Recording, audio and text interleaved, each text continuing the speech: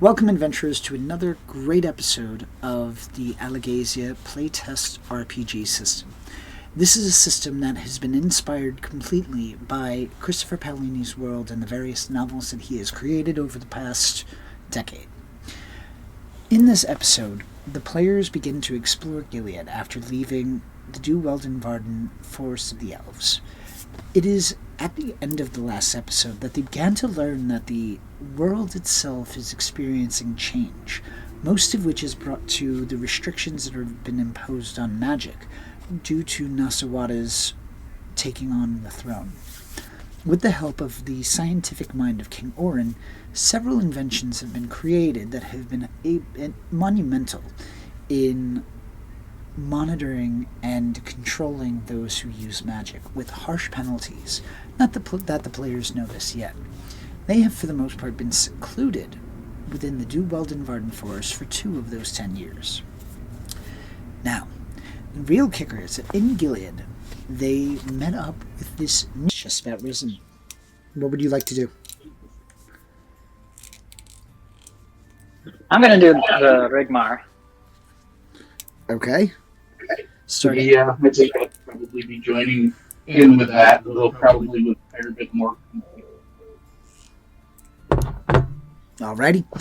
I believe you guys have been training for about a year or 2 years. I forget. I think you said 2. 2 years. I'm going to say you'd be able to at least get to the 4th or 5th stage of the Rigmar. The Rigmar. And? How about for you, Erendor? I'm sorry, what was the question? What would you like to be doing first thing in the morning? It'll probably be like making coffee or, trying to round up something to eat. Alrighty. You would be able to find some nearby water. Nobody themselves are making coffee in the camp, particularly at this time. But I would say you would have some grounds that you would have within your rucksack and such that you would be able to make your cup of coffee. Okay. So he'll get the water and like a or something and just kind of start swirling it around and beginning that process. And then he'll kind of like look at everybody and hold up the cup like, anybody else?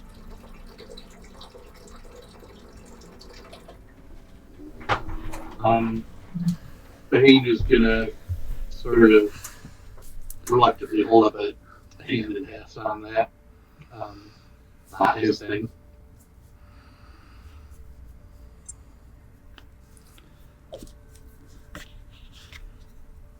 And for Inkdu, would you like some coffee? I am fine without it. Suit yourselves, more for me. And he'll start swinging it back. Alrighty. With that, it would take a couple of hours to go through your morning routine. You'd be able to pack up your things, unless there's anything particular you would like to do. The next leg of the journey is going to take about 2 to 3 days on foot. Your travel will be halved if you do fly on Dragonback most of the time. So, knowing that you could fly... Before I leave, I do want to find Arby again and see if there's any jerky that I can fix for the trip. What are you looking for? Jerky? You would be able to find some. They don't have a lot. I don't need a ton. Just I don't know, little, 10 ounce packs sort of deal.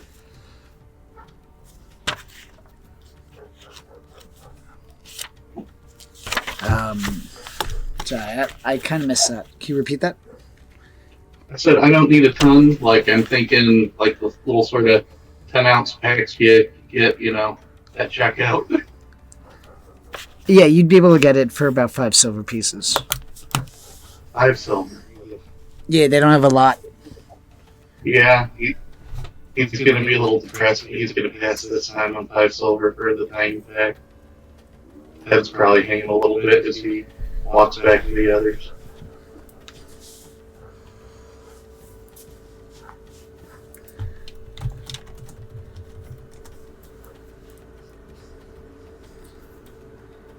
So with that, you guys are all together, and as said, to get to Gil'ead, it is going to take about 3 days. You would be able to take most of the flight time if you take short rests in between. You do have 2 hours of flight time each while riding.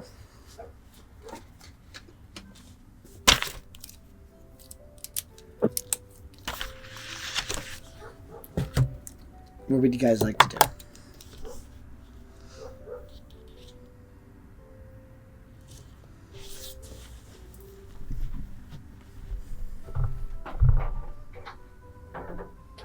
You said 2 to 3 hours? Yes, you can. You are able to fly for 2 hours at a time at this point because that's what your proficiency bonus is. The trip is going to take you about 2 to 3 days to get to Gil'ead, depending on how you travel.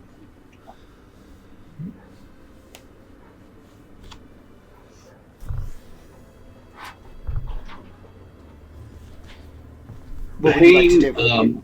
He'll follow what the group decides to do in this regard, but he's not going to be the one volunteering flying.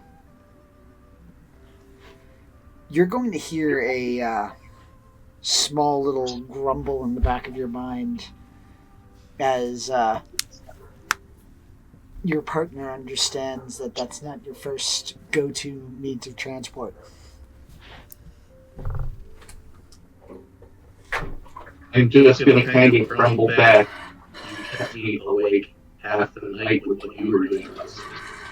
You're not the one who gets to complain this morning.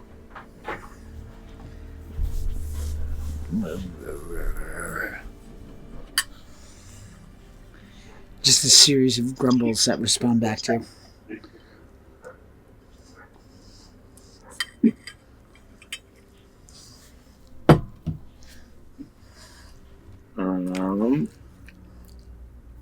But with that, Arendor kind of like, oops, sorry, no, go ahead. I was gonna say Arendor would kind of send a thought to Valtharion, like, how were you up late enough, or are you getting enough sleep that we could take the first flight? Me, I'm more than rested. All right. Let's say you and I take first air.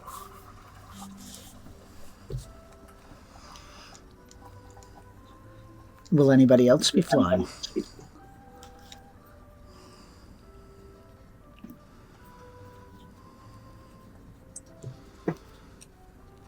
Just keep in mind, if you do start flying ahead, you are going to be 2 hours ahead of everybody and either have to wait or you will continue the trip 2 hours ahead of everybody until they catch up.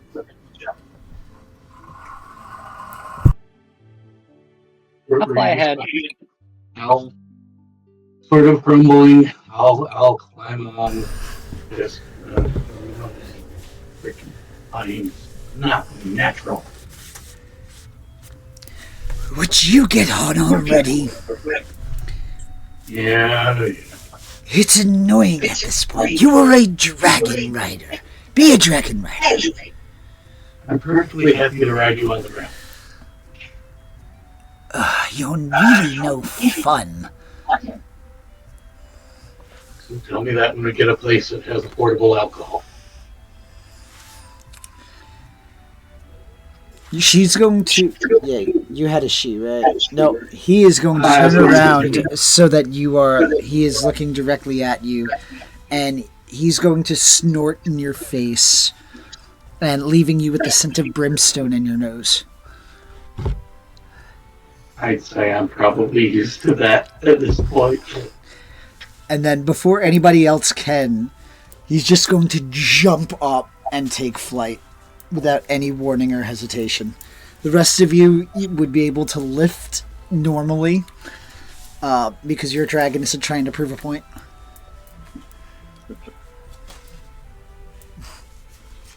And you are officially airborne. You are able to start traveling. Sorry, go ahead. Anybody want to say anything? Just that I'm white knuckling it. I'm deaf. Okay.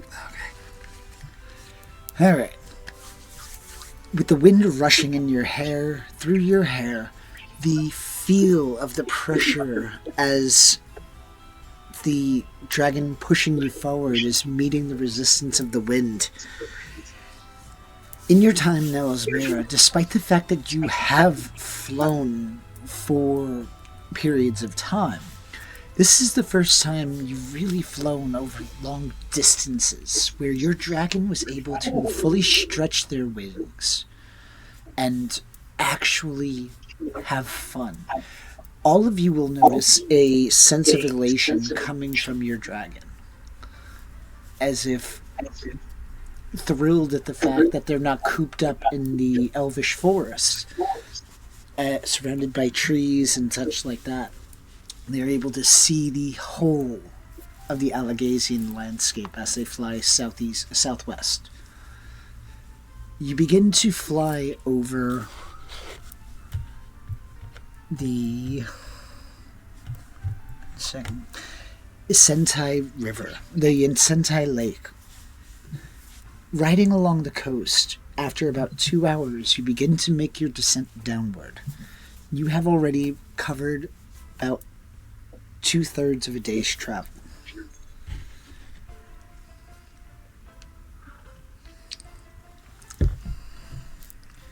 You guys must land for some degree of a rest. So would you like to take a short rest?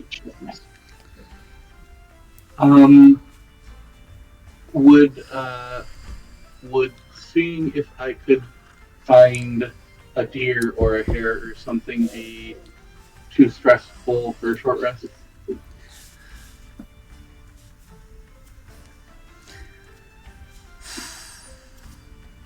Anything more than just actively perceiving something, yes. Okay. Well, I'll settle down for short rest, just sort of hands on my knees, evening out my breathing.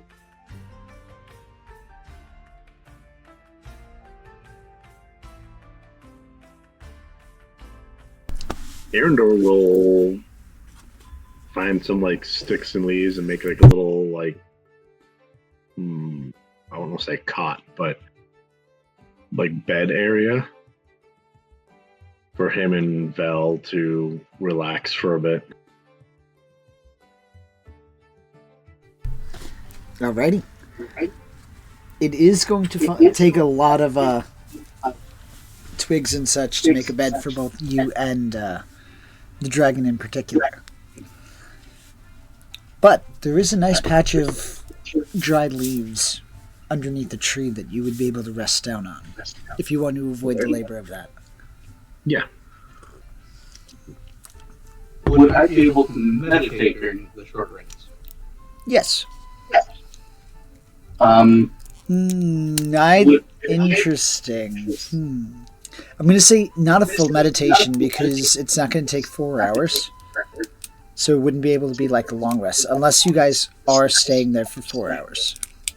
I'm just looking at a short rest, but while I'm resting, I want to reflect on that last thing that I learned before leaving Alegasia, that phrasing of all is one and one is all. I just want to meditate on that while I rest. Okay. Yes, you would be able to do that.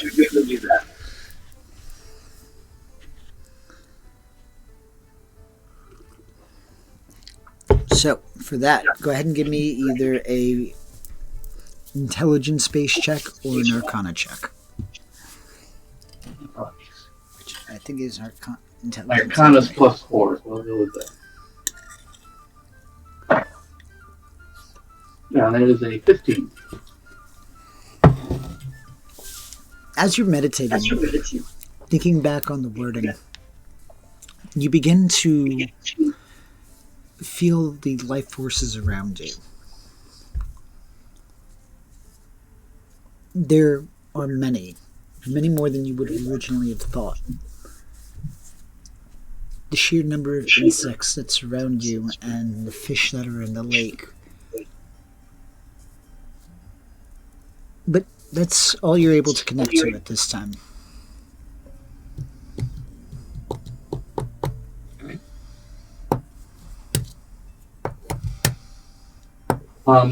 Have we, I have a question quick. Have we just totally left behind, Valine Brightleaf and Lyra Moonshadow? Because we hadn't heard from them since we went into that little town.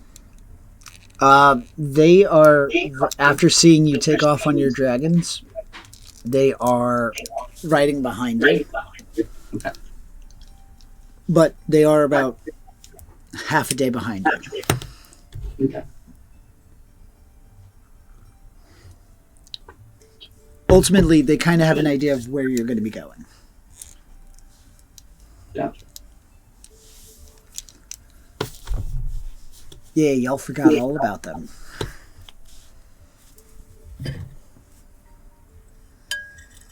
I'm sorry, I didn't catch what you said. I said you all forgot all about them.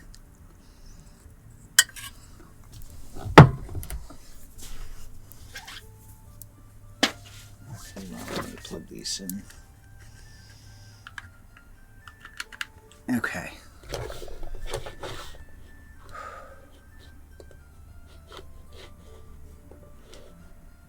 There we go. That's all set. Alright, so about how long do you guys want to sit there resting? Stay there resting?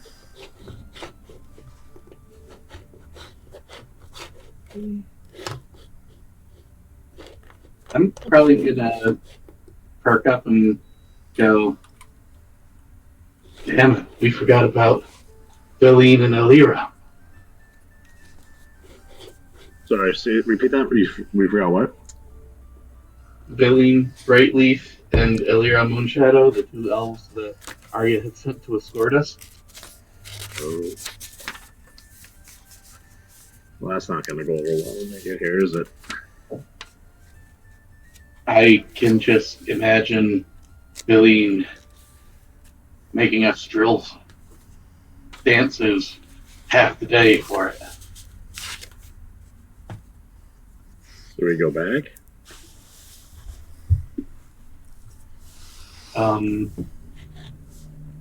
I mean, you should probably find us.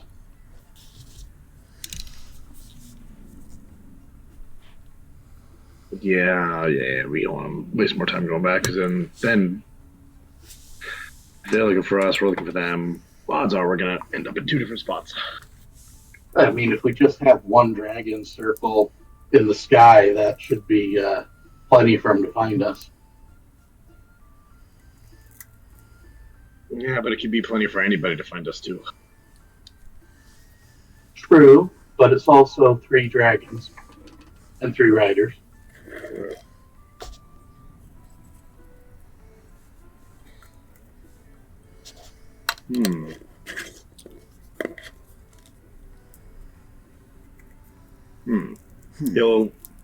Here we'll connect with Vel.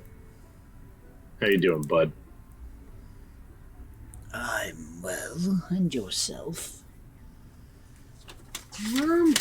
Good. So we figure we kind of found out and remembered and realized we forgot some stuff, and need a way for them to find us, or else we're all in trouble.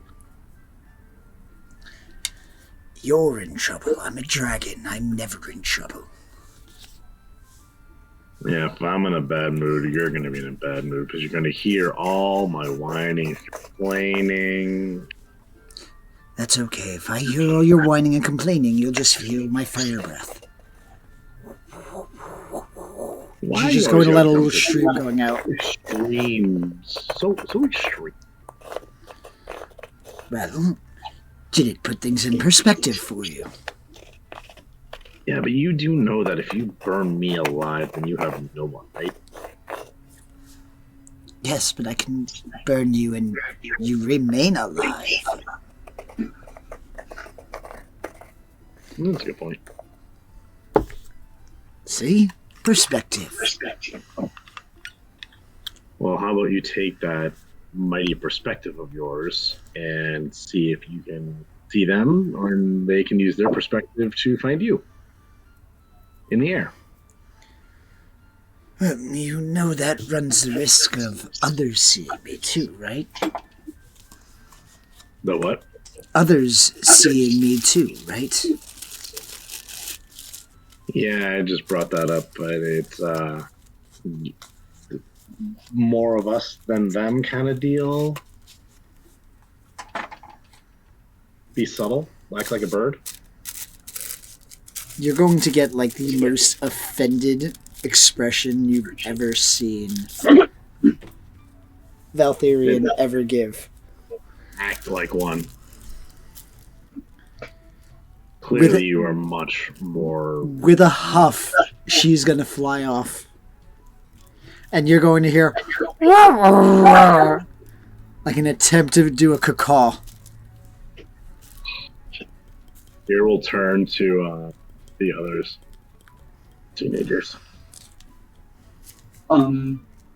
As he is doing this, I'd like to be telepathically communicating with Gwen's happening, going, could we, like, hunt together?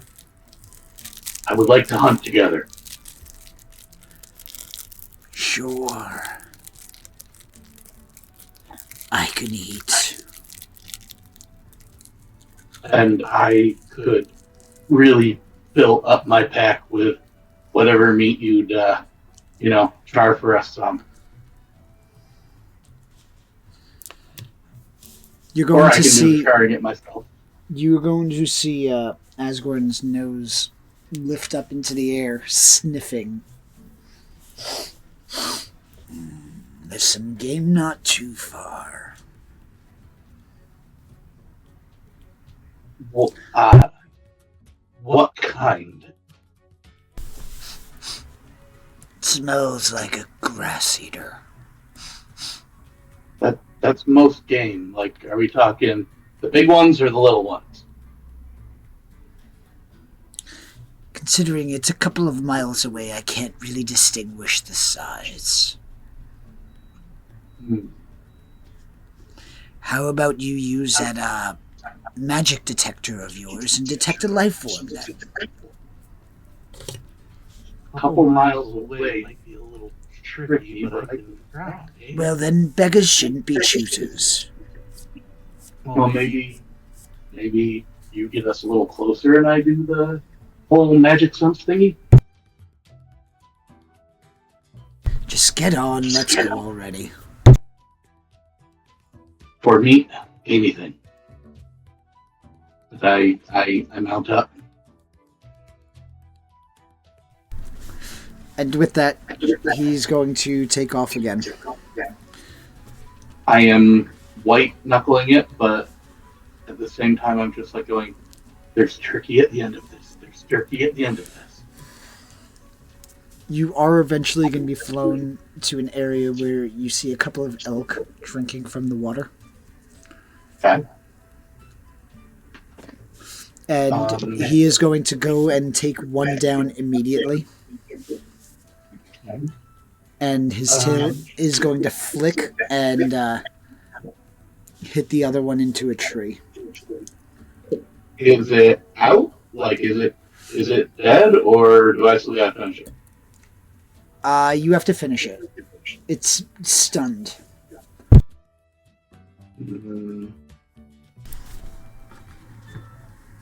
I'll go ahead then and walk up to it with my my clan weapon, the Volpla, the sort of half sword, half warhammer sort of contraption, and just take a swing right from the bit between the head where it needs to be. Alright, just give me an attack roll, please. The AC is 10, so it's not necessarily a high DC. That's 14 plus 4, so that's 18. All right. With a stunning crack. Are you hitting it with the sword part or the hammer part? I'm trying to hit it with the sword part. Yeah. All right. Give me a strength check, please. Strength check or an attack? Strength check. This is to see if you cleave the head off evenly. It's dead, no matter which way. Strength is not my fault.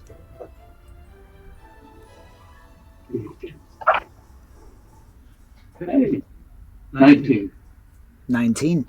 You are able to easily cleave the head off. You now have a headless elk. I'm gonna go ahead and start cutting and skinning it out. All right. So you said you're going to start skinning it, right? Cutting and skinning. Yes. All right. Give me a survival check. And this is going to take a while. Yeah.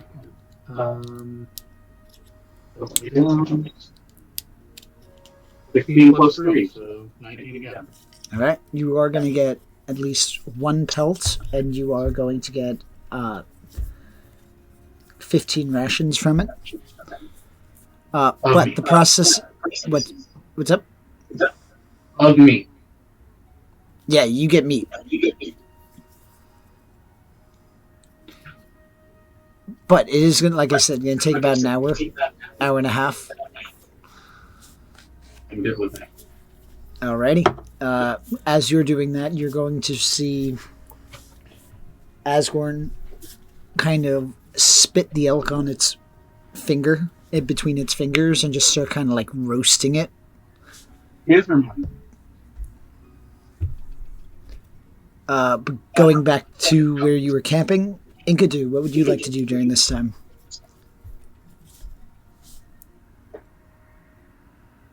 I'll just be conversing with Enfarla.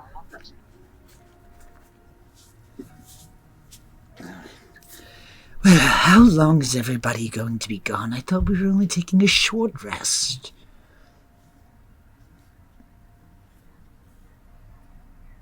Apparently, they have different definitions of short. So it would seem.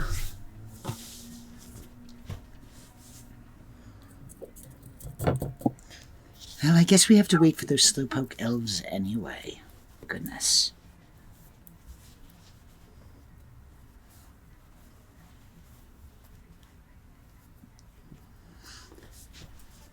After about We wouldn't have Yep, go ahead. We wouldn't have had to wait if we had remembered to bring them with us. But they are bringing the horses along. Well, I was going to say, I can't really carry them, not yet. And I'm not saying you have to, my dear.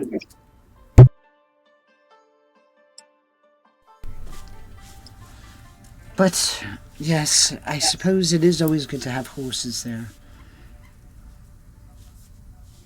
But it's also going to be slightly boring because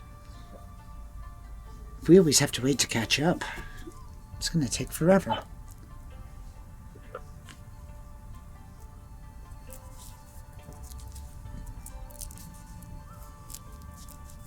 Well then, to pass the time, why not, next time, why don't we, fly and not focus on covering ground, but, just having fun flying. Sounds fun. And you're going to see that she, like, perks up. You're going to see that, she almost shivers in a sense, and the sun glints off of her scales.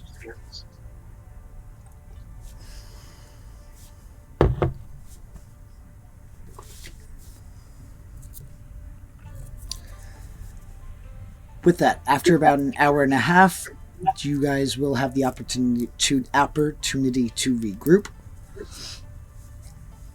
I do have a question. Can I have one of the bones from the elk to be fashioned into a flute? Sorry, you were coming in low there. I couldn't hear it. Let me Can just I raise you take up a one bit. of the bones from the elk and start fashioning it into a flute? Yes. Yes, you can. I would like to do that. I know it might take a bit of time to get it done, but I would like to work on that as a personal project. 100%. Like, that's something you would be able to do within your downtime. I would just ask for a... Do you have... What tools do you have? Do you have, like, a craft... what would that be? I have proficiency with Smith's tools. I don't see in my inventory that I have the tools, but I do have a dagger. I would say, yeah. Well, As you work on it, you would be able to roll a dexterity-based check. You could argue a skill. To just work Okay, on crafting it.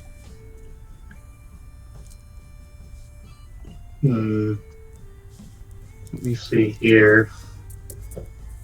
I'd like to argue that a lot of times blacksmithing, like the hilts and weapons and stuff will be different materials. So while I don't know that I have a skill that would directly correlate, I think that I should be able to get my proficiency bonus on it just from smiths having to carve different handles and stuff out of different materials to complete their work.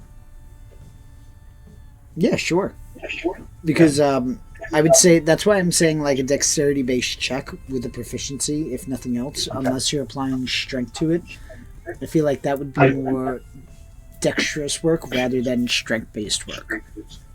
I'm patient, even the parts that you either have to push through or do repeated. He's gonna just spend the time drilling instead of trying to punch through, because you often get a better product that way. Let's see.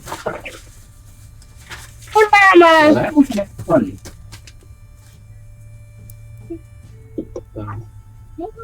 And that was not the set of jokes I said.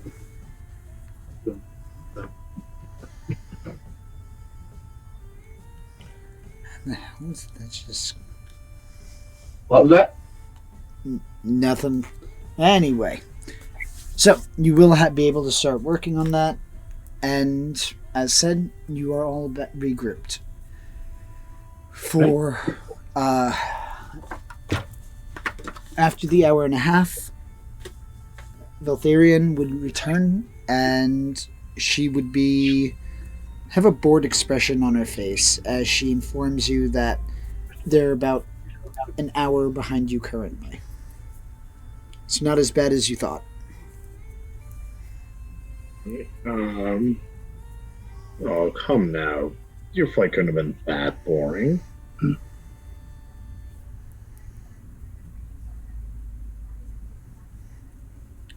At this stage of my training, would they be close enough for me to try to reach out and speak to them with my mind?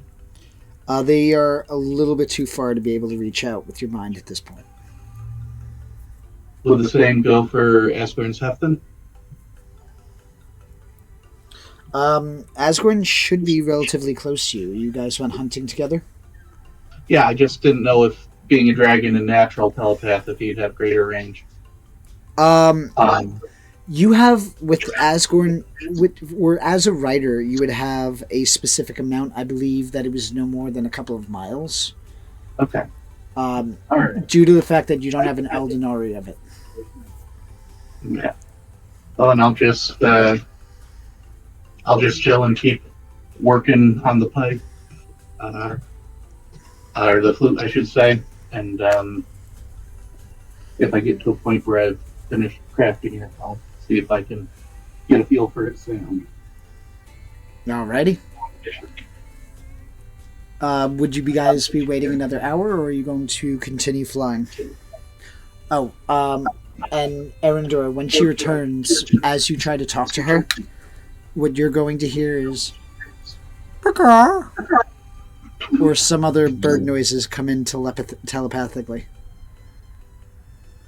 They're so fun.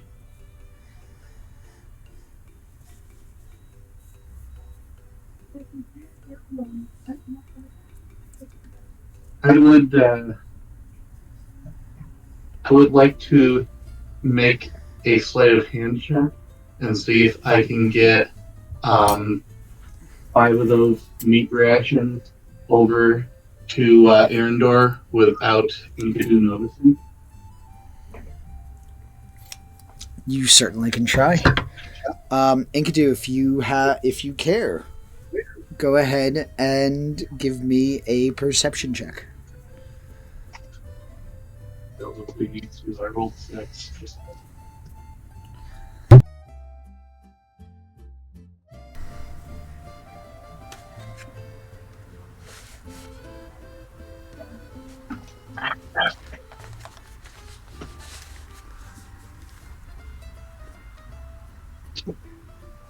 Was there a roll? There was a total roll of 7. I think you notice it, yeah. So you would see Bahane trying to pass Arendor some meat.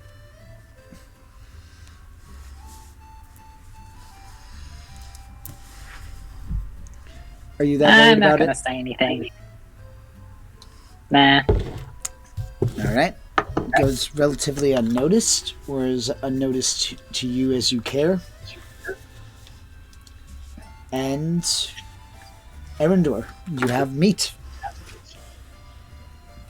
He will take it and thank you. Real food. You're welcome. I'm sure you'd have shared if you'd got some. And he will look at the dragon and like a nod of appreciation.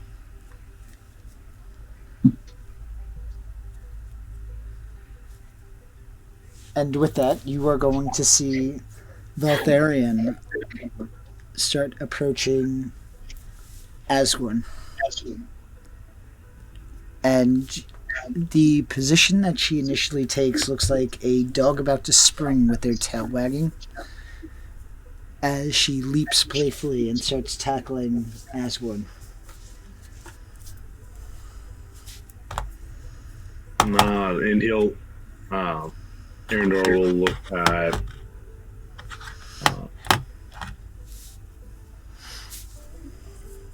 the other and get like, not again. Given what happened with Enerfala the previous night, Bahane is going to be plugging his ears and doing the mental equivalent of la la la la la la la.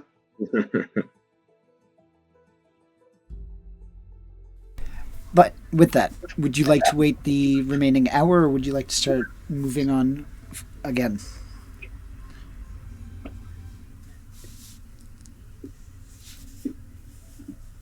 If we move, then they can't be doing that.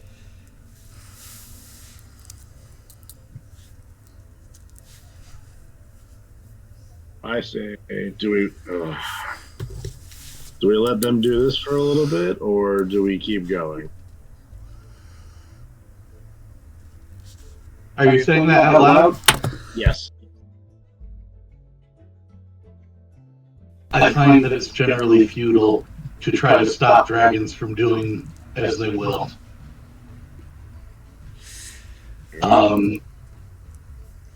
Should we practice our swordplay while we wait, and that way we can at least have a excuse for Master Villian? Yeah, it's actually not a bad idea. Good thought.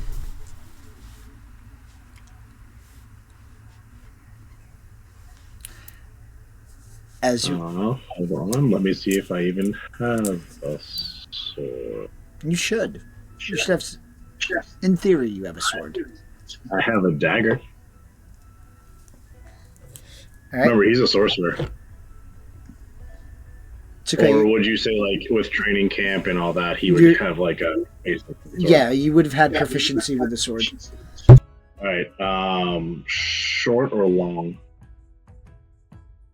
Your preference. We'll go short. And you said I would have proficiencies in that? Yeah, you were training for 2 years. Okay. You would have been able to earn a proficiency. Would shielding blade for dueling be their cantrip? What happened? I'm sorry, what was that? I missed the question. What was that?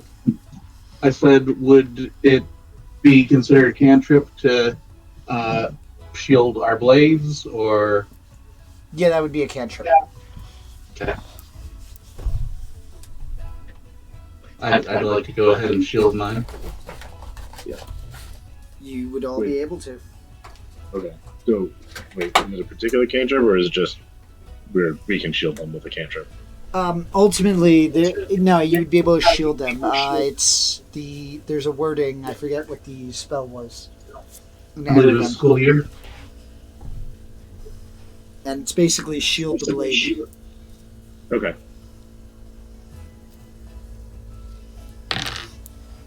If I might make a suggestion, let's train our minds as well as our sword play. So you're not only fighting each other with your sword, you're trying to penetrate the other's mind. Alexa, Alexa, Speaking of shielding the mind.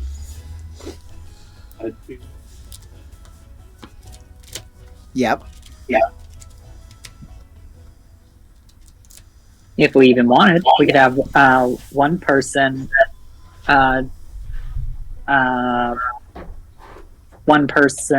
who's not sword fighting, attacking the minds of both people.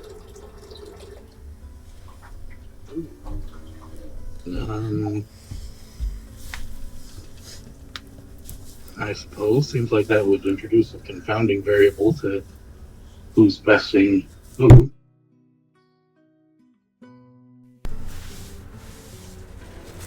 I'm game for a little bit of play. Okay. So, this is going to be interesting. Let's see how we're going to do this. Who's going to be the first two to sword fight? This is something that Bahane would definitely volunteer for. All right. Arendor for the sword fight? Yep. Yeah, Arendor will he'll participate and kind of as he draws, like it's a short sword, but you would see that it still holds heavy in his hand, and and you can see that he's not very muscular. He's lean, but he's not like muscular, like a little bit of a lean athletic. And he's just gonna be like, I must warn you. I don't know if you're prepared for these, and he's just gonna kind of like hold up his arm. Like joke, like kind of like in a jest. Bahane is actually going to be pretty serious and quiet at the moment, holding the weapon with both hands. I guess that leaves me on mind attack duty. Alrighty. So when we say mind attacks, are we ruling because I have spells, but none that affect like the mind, so we're not using spells. So it is going to cast. It is going to cost MSP to utilize to both attack and defend with the mind, because you are kind of using magic in that regard. So it's only going to be one to attack and one to defend. Meaning, so when Enkidu attacks, it is going to consume a magic point. And to defend, I'm going to debate. We're going to try this one because I was not expecting this. So this is a happy accident that we get to test the system with. Yeah, we gotta test the system of the telepathy. Yeah, 100%. So, with that... Really quick? Yeah. In the Discord in general, I'm going to send you... I looked up the translation for what the Shield of My Sword spell would be. Okay. Skolier et Sverd. All right. And do keep in mind, it prevents cuts, not blunt force trauma. Yes, you can still break a bone. Good thing that I'm not very strong. Okay. So, for my sword fighters, it's going to be an athletics versus athletics, and this is going to be just a straight check. Whoever gets the highest wins. Make sure you post the rolls you have in the chat so that we can have a record of it. Do you want us to take a photo of them? No, when you roll the dice, just type the number inside on the general chat. Okay. You said athletics. Athletics versus athletics, yes.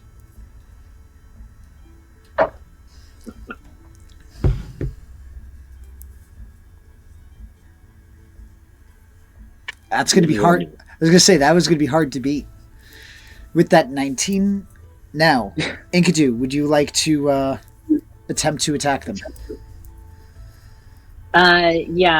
Question on this. Since both of them are preoccupied with a pretty something that requires a lot of concentration, would their defense require be at a disadvantage, or my attack at advantage? I'm going to say their roll will be a disadvantage. Question regarding that. Yes. Since it was a 19 versus a 1, is it demanding a lot of concentration from me?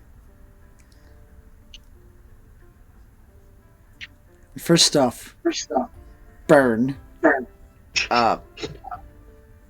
Secondly, I'm going to say, yeah, you were still concentrating. Okay. That's how you got the 19. Exactly. You saw the opening that he had, and, you've trained with him, so it was one of those things where you exploited a weakness he had. Okay. But, with that, who are you attacking? I'm terrible with character names. The one who rolled the 19. Oh, me. So, Bahane. Bahane. So that's going to be an intelligence versus a constitution, unless you have a better recommendation. I would suggest, since it's magic based, rolling whatever your magic stat for your character build is, because I think we talked about Okay, it would depend on. that's fair. So in my case, it would be intelligence. For me, that would be charisma. Question. Would Yep. I be able to use silvery barbs as a reaction? Yes. If you updated your spells. That's one I had on from first session. You told me we could right before it started, and I made that before we started first session. Alrighty, see? First rule of Magician Duel: you never cast the spell until you've secured the other's mind. Well, yes, but alright, so we're going to see what we got. So this is going to be your spellcasting modifiers against each other.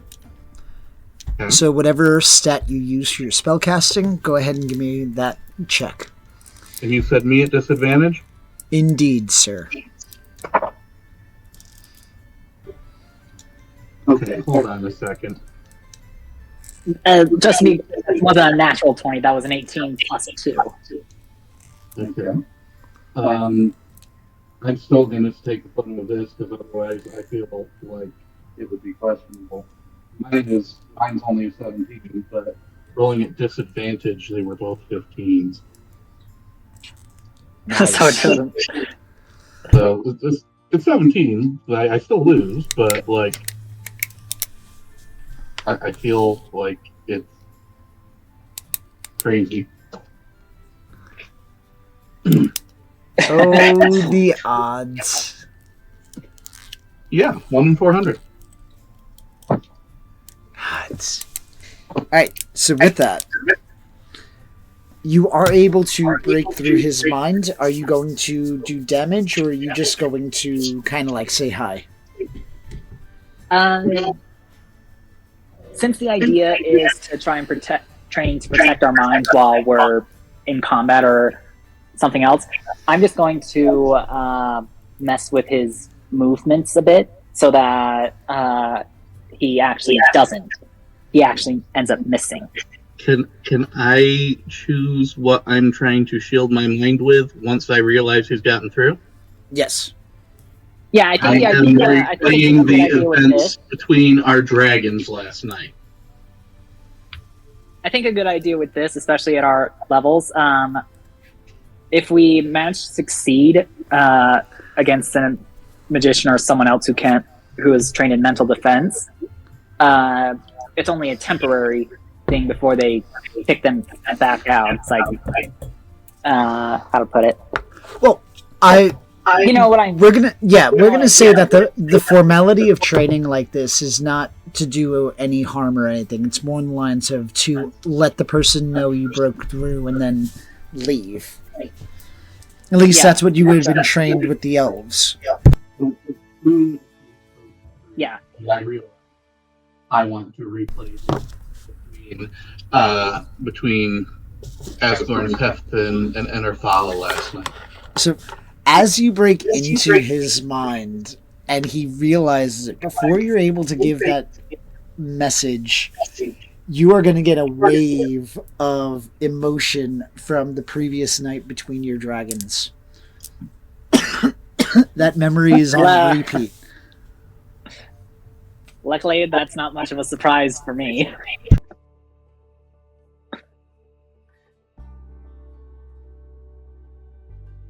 We'll do it. All right. Do you guys want to rotate? What? I'll rotate. Who wants to duel next? I can be the mind breaker or the opponent.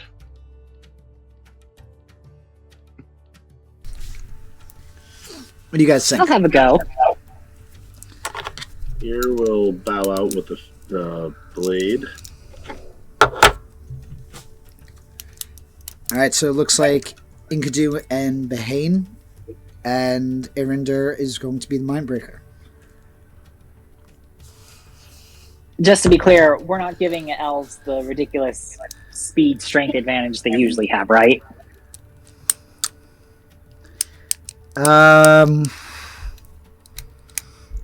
No, not mechanically. Yeah, that's what I figured. In fairness, we are also a bit further along than Aragon was when he went to the elves. Yeah. Dude, if Aragon had not had the transformation, he would never have matched an elf in speed and strength. My understanding was that he would have. It just would have taken a long time. He was also partially crippled, but let's move along so we can also get to Gil'ead. Alright, so with that, Enkidu and Behane, go ahead and give me an athletics check to square off. Okay. Could I make an argument for acrobatics, or does it have to be athletics? Because you're sword fighting, I would say I will allow an acrobatics check. Because knowing how fast and strong elves are, I'm going to be more on the defensive, so... Yep, Oh, I will that's allow okay. it. My roll was terrible. I can tackle sometimes. This time, however, is not one of those. I rolled 13. You're kidding.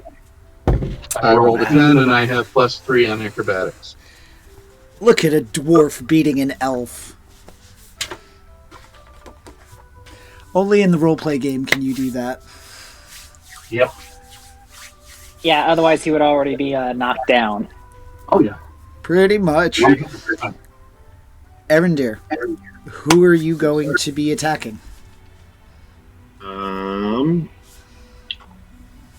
Enkidu. Alright. Both of you, give me your spellcasting modifier, your spellcasting stats as a roll. I pre-rolled mine.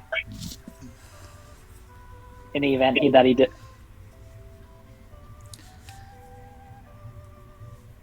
You are not able to break through his mind. You feel a slight pressure, Enkidu, but it's not enough to break through.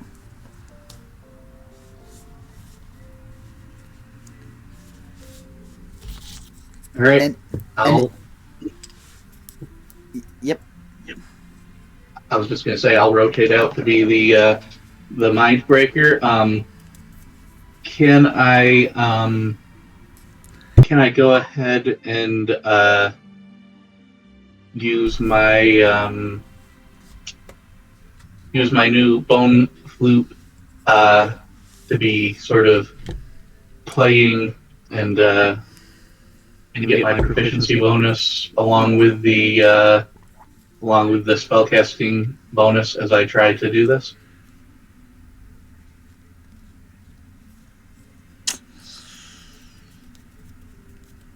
Yeah, I'll allow it. Okay. Alrighty. So, Erendir and Enkidu, go ahead and give me athletics or dexterity-based checks. Or acrobatics.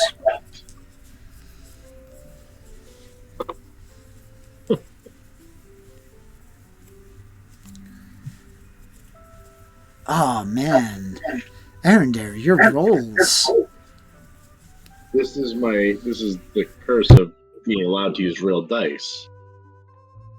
Are you sure you don't want to just use the digital dice? I feel like you roll better with those. It's already rolled, so it can't change anything. But for shits and giggles, let's roll the digital. Listen, I just want you to know I feel bad for you. See? If only. That would have been a crit. Look at that. Natural 20 for a 21.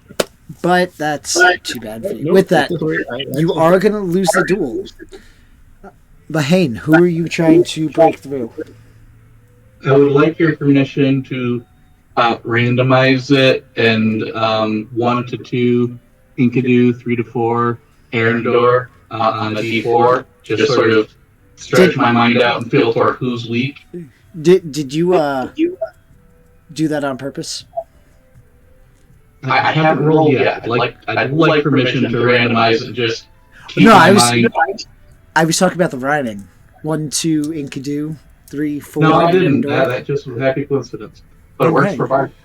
I like it, right? But with that, yeah, you could randomize it. Okay. 1 to 2.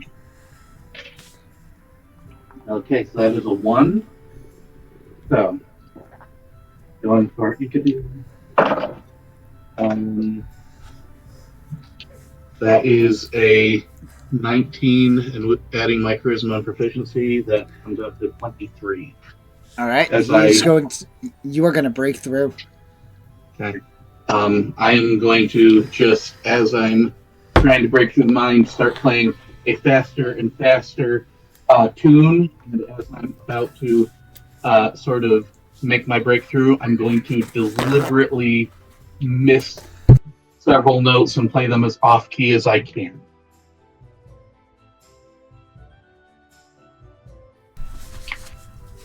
Alrighty. As you break through, Enkidu, what would be the first thing he sees?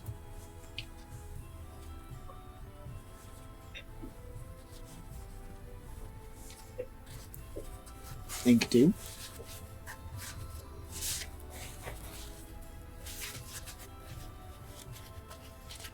All right, we'll come back to that. But with that, the elves now arrive. You are regrouped. How would you like to proceed? It's approaching nighttime. I am going to bow low and go, Eberthil Brightleaf, we've been training as we wait for you. Very good, very good. Now, I don't mind that you flew away on your dragons. Do you know what the problem was? We have to take you with us. Flying? No, you didn't even tell us you were leaving.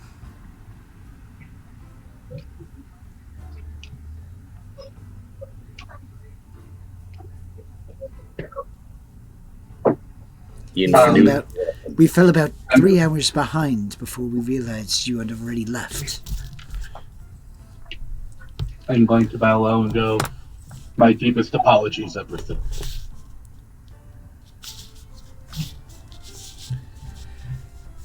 If you are going to pursue in this way in the future, please just inform us so that we can take measures to compensate our distance.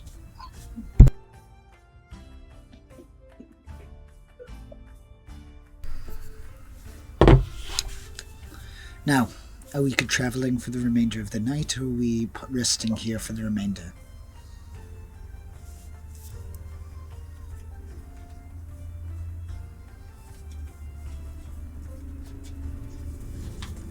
How far are we currently from Gil'ead?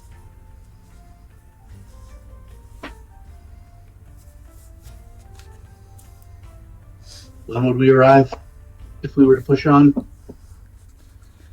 Well, if you continue riding with your dragons, we'll get there much faster. And I'm sure they're well rested enough at this point. Would we be able to get there tonight, and would we be able to get into the walls, into the city? No, but you would be able to reach there close to first light.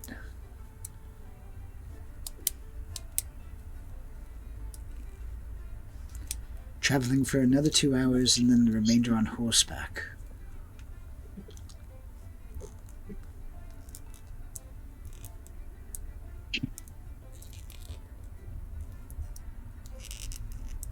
I feel like it would not serve us particularly well to arrive at a new city exhausted and in need of immediate rest during the daylight when others are going about their business.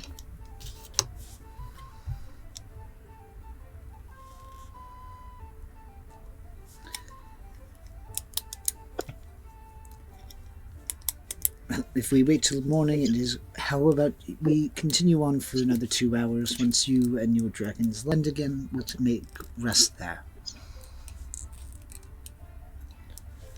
I sort of nervously look at Asgorn Seflin and go, as you say, Eberthil. You're going to hear a chuckle in the back of your head. Ha ha ha ha. That's right, you listen to teacher. I'm not ashamed by that. As I go and mount up, I'm going to take some of. I don't think it would necessarily have to be a full ration, just a little piece of the jerky, and I'm gonna tuck it in my cheek, almost like it's tobacco chew.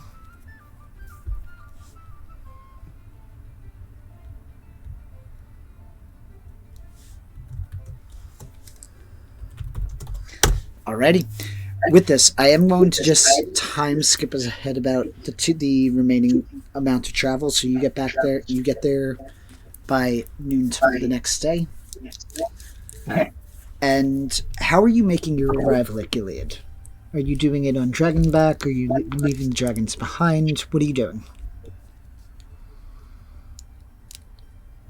Just me giving my opinion here. I feel like in the Empire, where magic is, well, formerly the Empire, where magic is highly regulated and banned, we're just going to be drawing so much attention to ourselves and any magic we might potentially do if we arrive on Dragonback. If my fellow riders agree, and if the dragons don't put up too much fuss about it, I'd rather not be on Dragonback.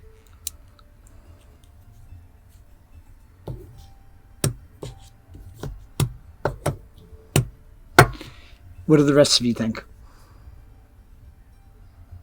Andor will agree.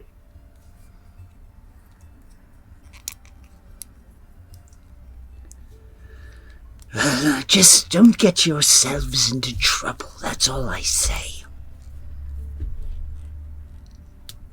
Which dragon is that? Velthar. Veltharian, excuse me. Us? Trouble? Ah, Yeah, you trouble.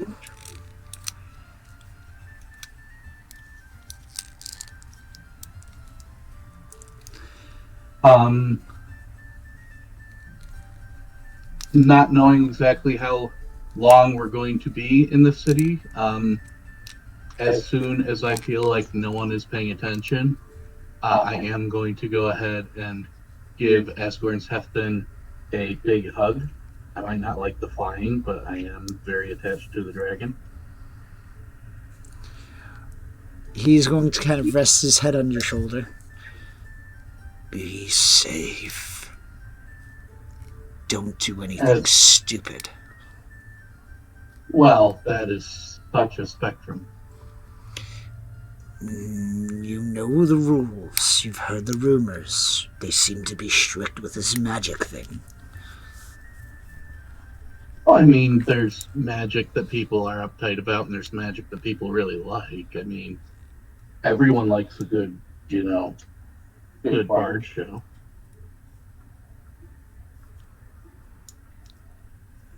Gee, if I have to break you out of prison, I'm going to be annoyed about it. I'm going to do it, of course, but I'm going to be very annoyed. Oh, please, you'd have so much fun showing off breaking me out of prison. If a dragon could smile, you would be seeing it.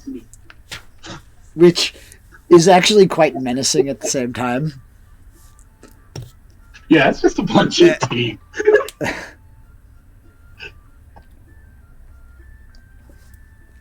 But with that, you are about half a day's travel from Gil'ead. You have the dragons, and the elves will be staying with the dragons, keeping them company.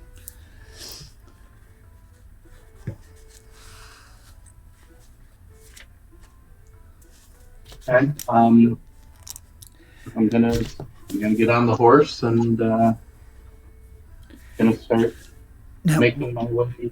While you're there, he's going to hand you're going to be given a satchel of gold. Get some more supplies, as well as some good alcohol. Okay. How much gold and who is it handing it to me? It's going to be Thalion Brightleaf. Okay. And he's going to give you 65 gold pieces. Any preferences, Everthel? Elvish, of course. It's the good stuff. This is a human settlement. If I don't find Elvish, what's your next choice? I suppose dwarvish. Like spirits, or ale, or wine? Make your best judgment. I'll see if I can get a variety. And he's going to smile and just sit down in a crisscross applesauce style.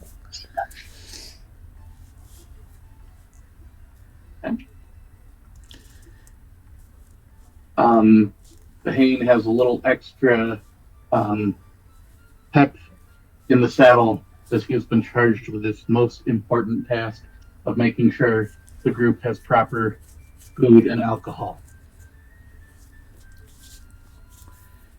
And with that, you are able to make your way towards Gil'ead.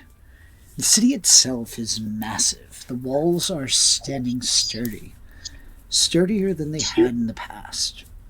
As you enter the city, you notice that the guards are standing alert. More alert than one might have guessed they would in a time of peace. You also notice that there seems to be crews working throughout the city, repairing poles or adding something to some of the poles. Did you say poles or pole? Poles, as in Okay. like a light Gotcha. pole.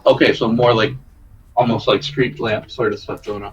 In a sense, yep. The lamps themselves are still candlelight, but it seems like something's being added onto them. As you enter, the streets themselves are relatively clean. Thus, they are hustling and bustling. You see some individuals walking around, muttering in the ancient language, and as they do, the equivalent of a prestidigitation cleans up any dirt or grime in the area, showing the utilization of magic in the city. A lot more magic than I thought there'd be in human settlement. Can I talk to one of the people putting up the candlelit lanterns? Sure. I would just go. I've noticed that you have people cleaning up the streets with magic. In the name of the gods, why wouldn't you use a flameless lantern? It's not a secret of our people. Elves gave it to us. I'd be happy to share it with the people in charge of your town. It'd be far cheaper and more efficient. Yes and no. And you notice that he's going to eye you subtly. Well, due to some new orders from Queen Nasuada, it's best not to use magic for permanence.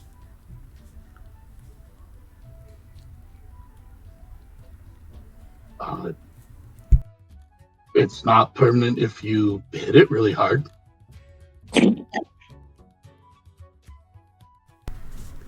Anyway, I'm assuming you are not locals here, so welcome to Gil'ead. Oh, thank you. Very, very kind. I pull out not part of what Eberthil Brightleaf gave me, but pull out one of my own silver and go, would you happen to know a place in town where I could procure elvish spirits? Sure, there's a trader who goes into one of the taverns, the Thirsty Goat. Thirsty Goat. You can usually get some of the elvish individuals who will pass through town. Very good, thank you. And I hand him over the silver. I pull out another. And would there be a reputable establishment where one might rest safe at night? We have several inns that would be available. The closest one would be Red Grove Inn. I'm not as concerned with closest as best, in your opinion. Best. Within Best consideration of price. Best is a bit pricey. That would be the Golden Flower. What more of best for the common man? Well, then I've told you that one, the Red Grove Inn. Okay, very good. Thank you. Thank you. And I hand him the second silver. He will take the second silver as well. I return to my companions quick and let them know that I have had a place recommended for us to stay, as well as a place to go and find the provisions that are needed or that have been requested by Eberthil Brightleaf. Now, Lily, at this point, you would see these interesting newcomers. You would see an elf, a dwarf, and I believe a human. Yep. What would you be doing at this point? At this point, I would just be observing them. And yeah, just observing them and just seeing if any of them notice me. But I'm still kind of watching, not trying to be noticed so much. Go ahead and give me a stealth. That sounds like a cat. Yeah. I would love to be one of the people to make a perception check on this, but I am charged with the duties of finding good food and alcohol. I am not even thinking about people following us at the moment. Okay, so you said I'm doing a stealth. Check, please and thank you. That would be a 21. All right. Anybody who is of the paranoid sort, go ahead and give me a perception check. Of the parent.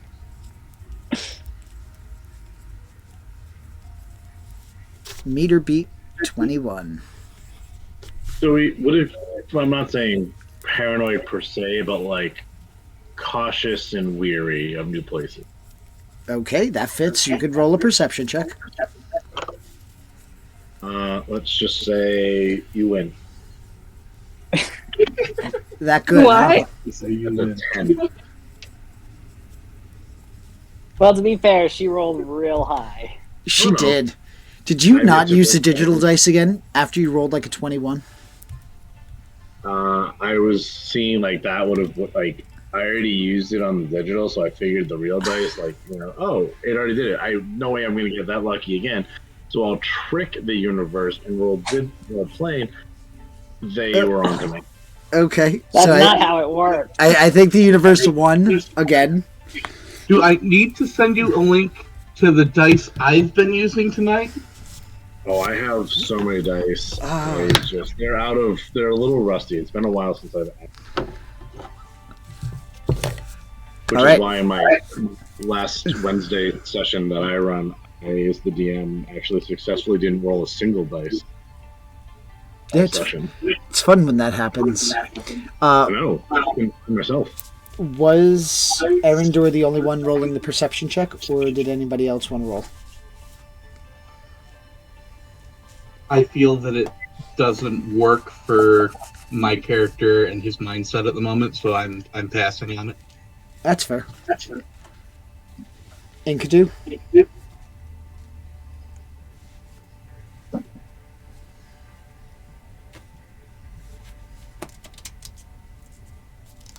No, right? If not, you are relatively unnoticed. So as they continue on going about their day, you're able just to continue following them at your dismay.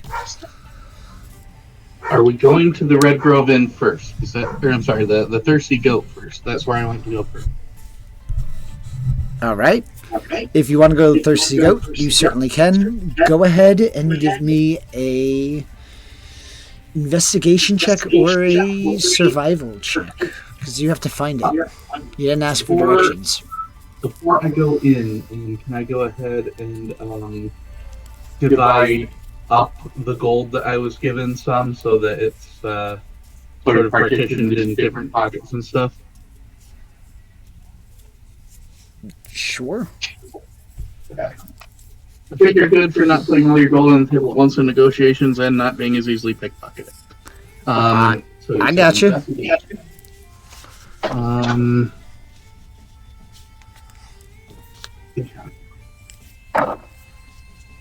Well, that is 9.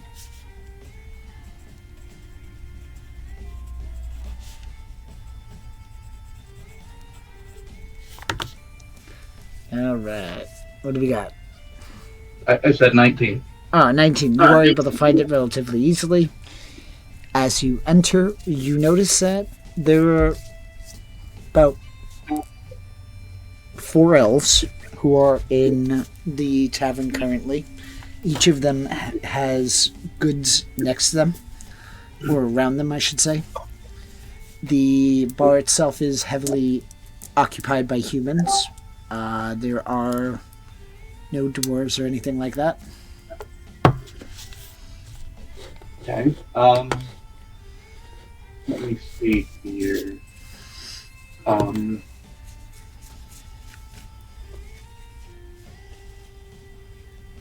am going to. Can I tell which one appears to be the owner, the proprietor. Give me either a perception or an insight check. I think that's the perception. Insight, I have a +6, so let's go with insight. Yeah, that's 11 with the +6.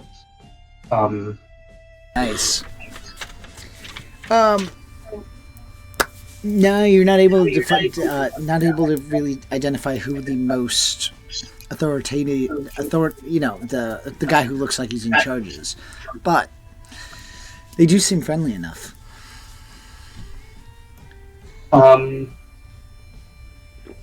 I walk in and I'm going to sort of give a half bow to all of them, twist my hand over my chest and go, Astra esternio nofelduin.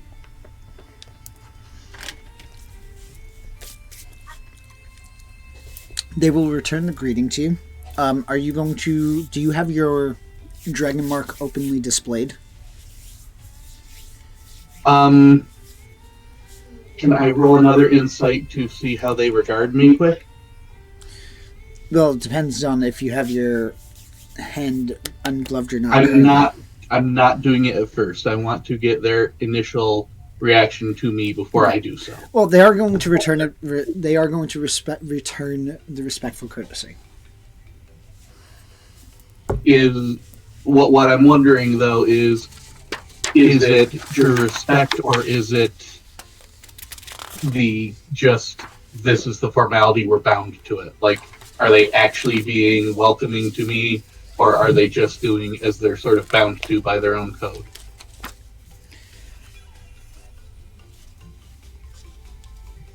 Give me an insight check. That sounds a little better than last one. It was 13. You're not able... If with a 13, you're not able to discern it. Are any of the others in there with me? Did anybody else go into the tavern with them?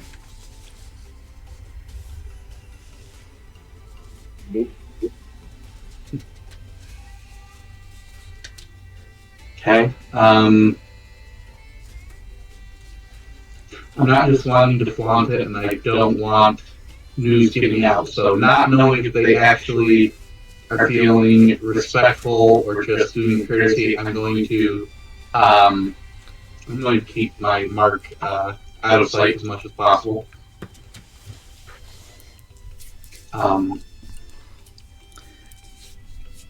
I have been told that you have some elvish spirits that might be for sale.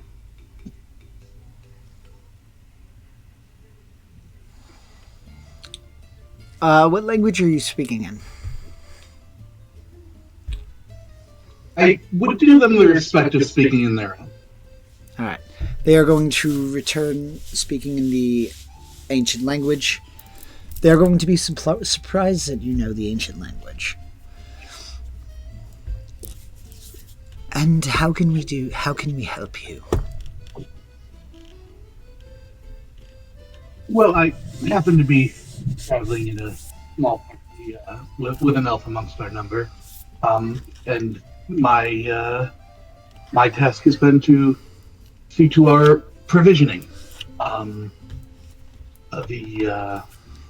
The elves among us have asked if I might procure some elven spirits and wine for our journey.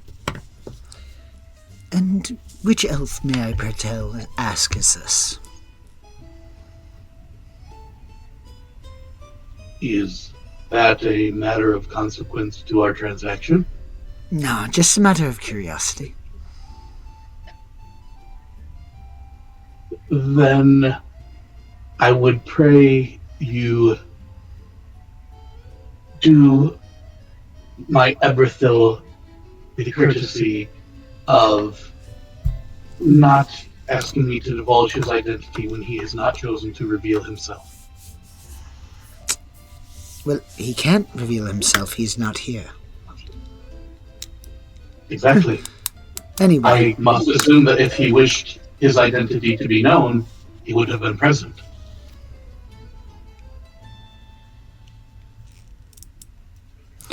anyway, what can I help you I with? mean no disrespect. How much would you like?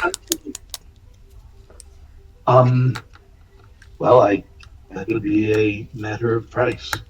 I would like to have some variety, if possible, and not inconsiderable amount. Tell me what you have available, and I will. What's your Let you price know. range, sir?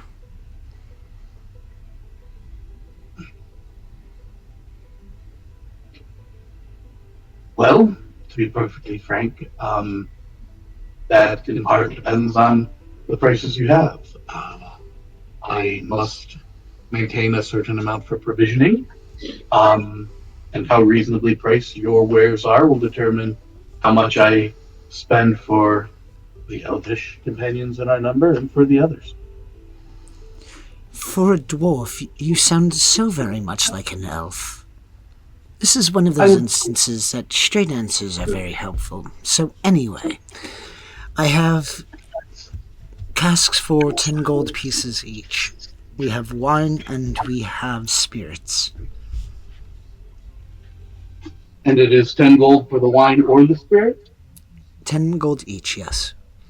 And he's going to take out one of the wine barrel type things that are about, we're going to say, 5 to 8 gallons.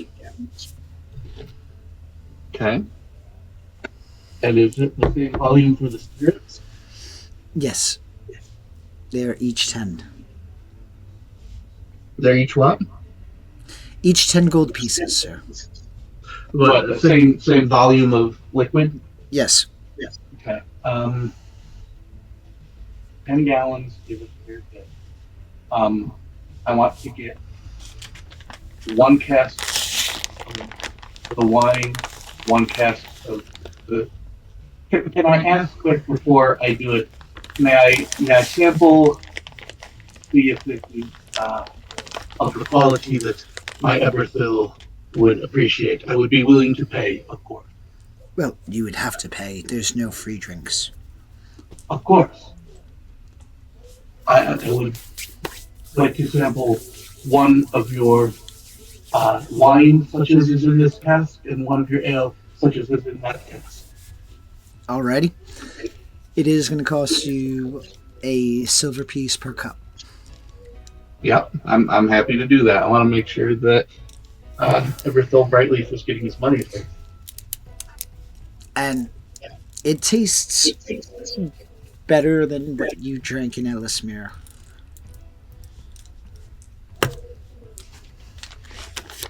Both of them? Yes.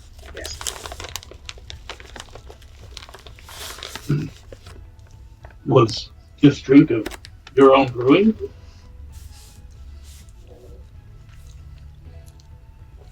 Is that important to the transaction? Merely interested to know whether it is you who I should praise for so fine a brew, or whether that honor should go to another. I must say, I have not tasted finer even in the halls of my own people.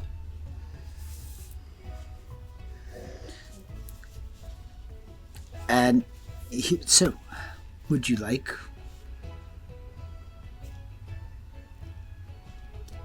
I will indeed take the casks as offered, and my compliments to whomever is responsible for these magnificent beverages. Indeed. So, how much can I help you with? As said, they're each 10 gold pieces for the barrel. For now, I will take 1 barrel of the wine and 1 barrel of the spirit, and depending on how I find the cost of the other wares I've been charged with procuring, I may well return for more. Alrighty. And he's going to prepare the two of them and wait for the money. Alrighty. I reach into 2 different pockets and extract 10 gold each to put on for the 2 tasks. Alrighty.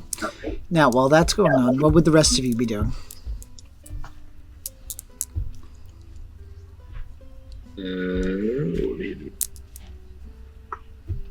Don't come to me yet. Okay. So, what would any of you be doing? Anyone ready?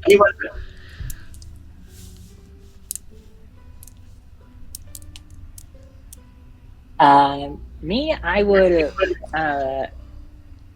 actually visit the graves of Ormus and Gil'ead. Alrighty.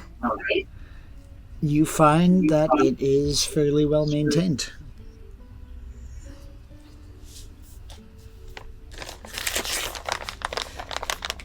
Give me an Arcana check. What? Arcana check.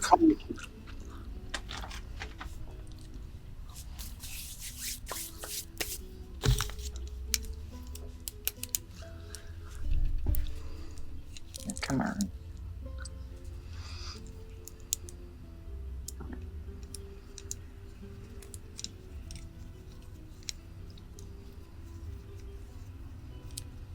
All right, with 19, you notice that as you're walking, nothing really around is magically driven. And that goes for Gil'ead and Ormus's gravesite.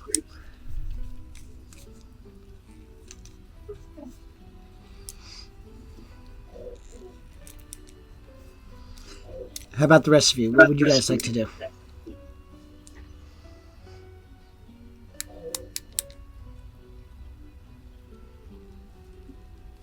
How about you, Lily? What would you like to do? None of them really did much interesting, so I guess since the dwarf was the first one that I saw go anywhere, I would have been following him. All right. Would you have been watching the transaction? Yeah, and just wondering, why is he just, very first thing, he just wants alcohol? Go ahead and give me an insight check. Okay.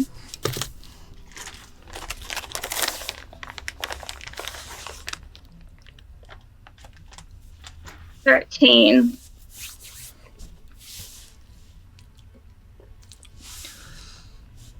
You would notice that it appeared like the elf's stoic expression seemed to darken slightly at the refusal of the question on who the elf was. And so you notice that his demeanor changed slightly towards the transaction once it happened. And you see that he gets his alcohol and starts making his way to exit, I assume. Yeah, I'm ready to move on.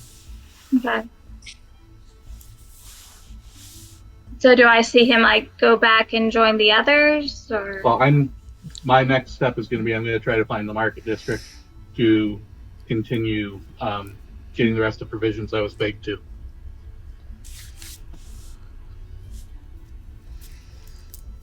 So would you follow along with him, or would you introduce yourself? Yeah, I'm curious about this elf that he said he was getting stuff for. Right, give me another stealth check, and this time, Okay.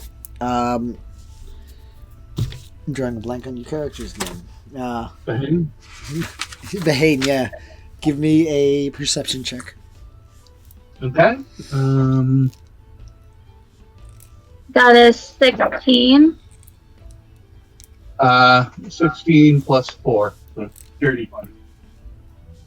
You are going to notice that you have someone following you.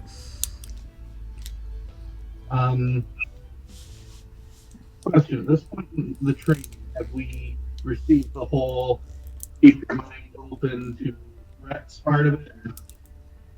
Sorry, you're coming in and out, low and high. At this point in our training, have we received the whole keep our mind open to threats wherever you are part?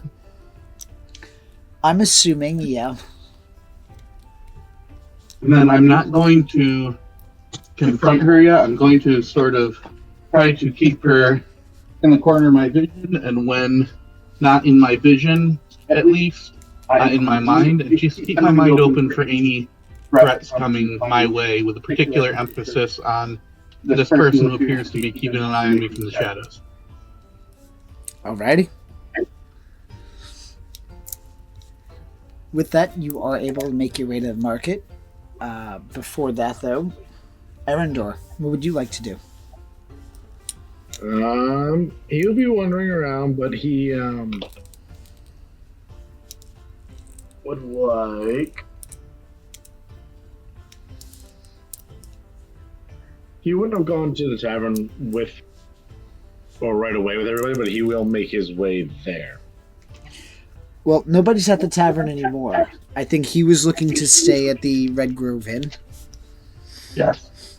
Oh, okay. Well, then Andor will... And I had related that information to the others. You what?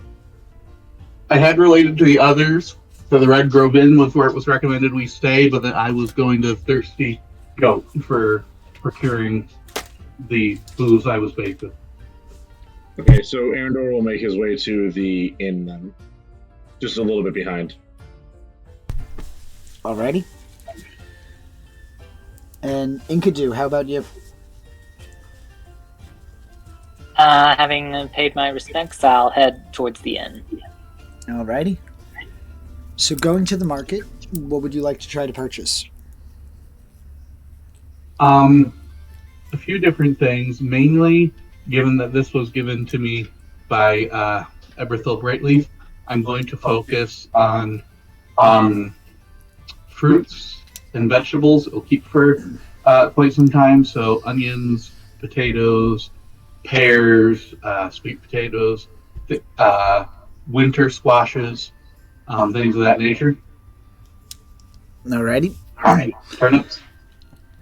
As well as grains like barley, wheat, oats, corn. You'd be able to get about a month's worth of supplies of that nature for about 5 gold pieces. A month of assorted all that Excuse stuff me. for about 5?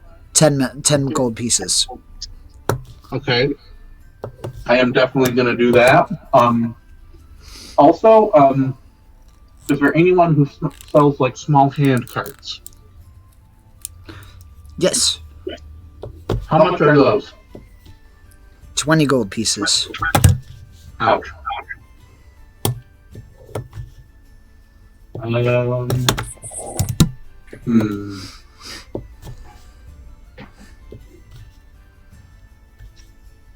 have my horse with me, yes?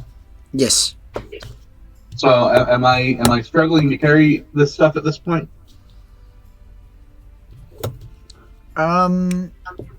Between the alcohol... Yeah, it's a little bit of a challenge.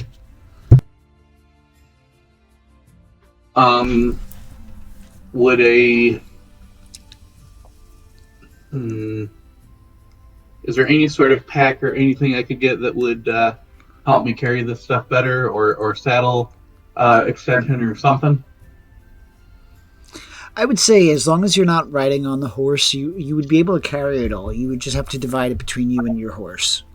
Okay, I'll do that. So let's see. I'm 20 down from the elves, 10 down from the month's supplies. I'm going to let's see. Next thing I would look for is see if I could find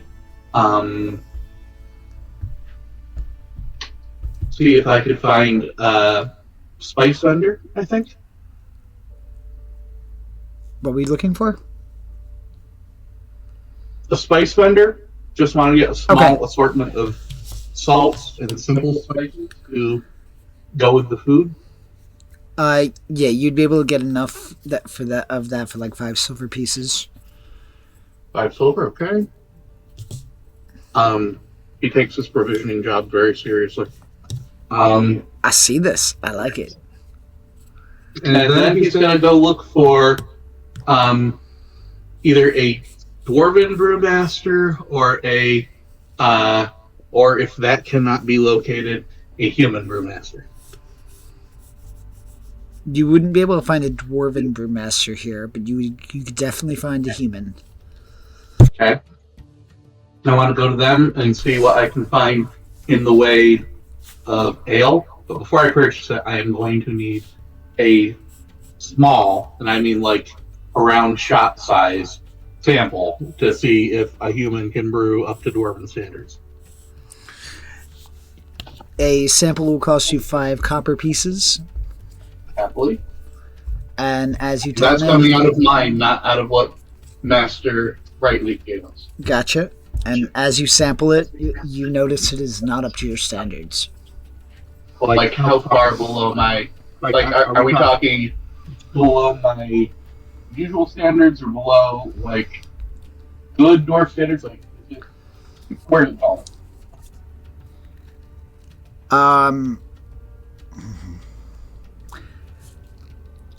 It is very far below your standards. It's swill in comparison. How much is 1 gallon of it worth? It's going to cost me 5 silver pieces. I'm going to give him that out of mine just so as not to be offensive. I'm going to take a gallon of his and, think maybe, I don't know, someone somewhere will want it.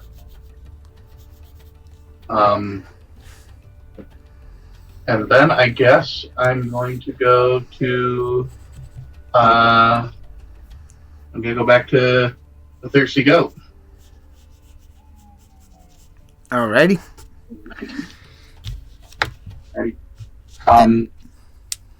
I will sort of bow and again give them the Elvish greeting before saying, of course, waiting for them to give the reply. I'm doing the whole proper formality.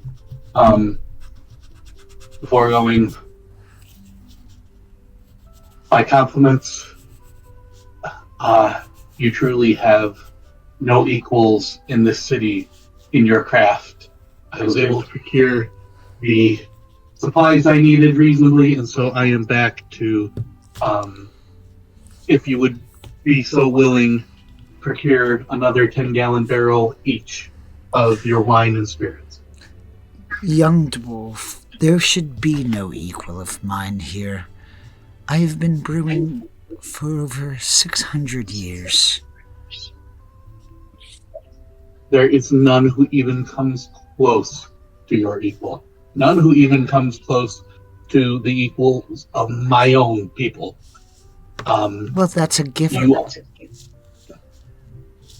I had hoped that perhaps the humans had learned something, at least of brewcraft, over the centuries. Anyway, you know the price. How much would you like? Another 10-gallon cask of each, if you would be so willing. And he will hand you the 2 kegs. Okay. And I'm going to ask, I know that we hadn't spoken of this specifically previously, but do you happen to have any failures? I do not.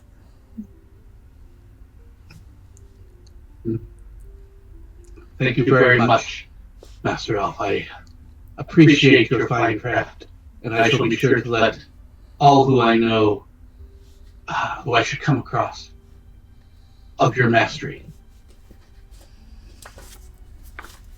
He's going to just bow his head.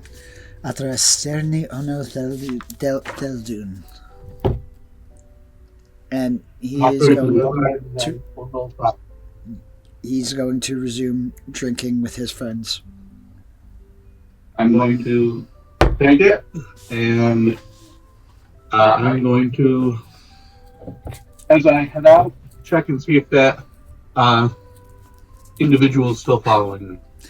Lily, would you still be following him? I would be trying to be a bit more discreet, but if I could I make a clear stealth check? Please do.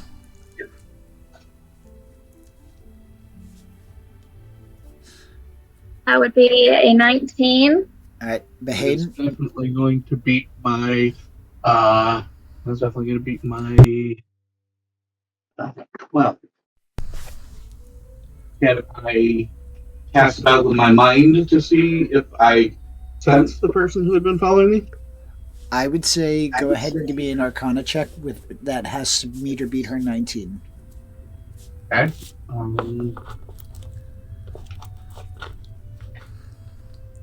Be quick.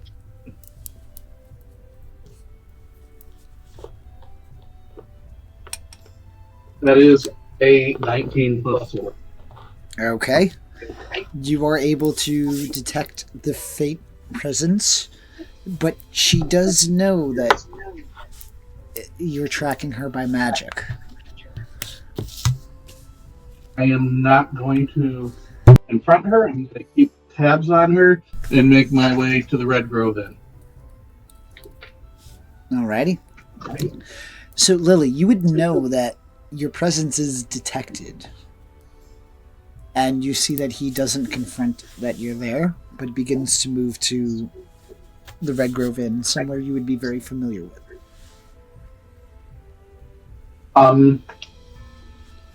If I may, as soon as I am in range of,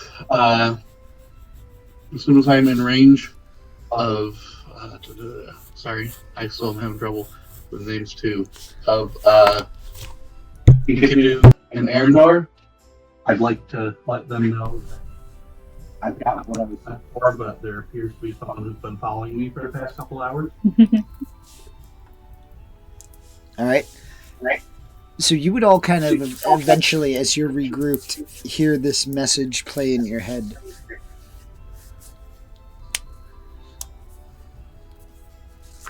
And with that, you are going to be regrouped.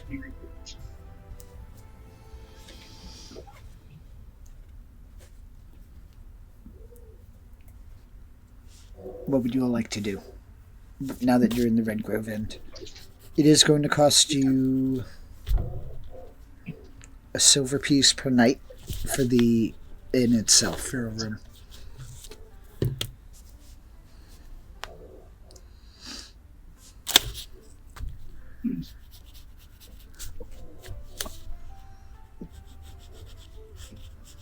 I'm happy to pay the silver piece per night. What was that? I said I am happy to pay the silver piece per night. That's reasonable to me. Right, that's not bad. Golden flower would have been a gold. Hence the name.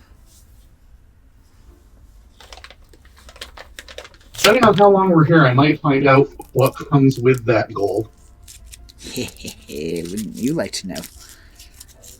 But with that, Lily, you see that he has now regrouped with the people you had seen him with earlier.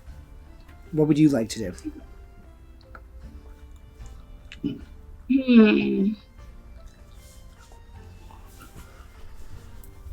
So, based on what I've kind of gathered and my interest in them, I'm aware that they're like dragon riders in training, right?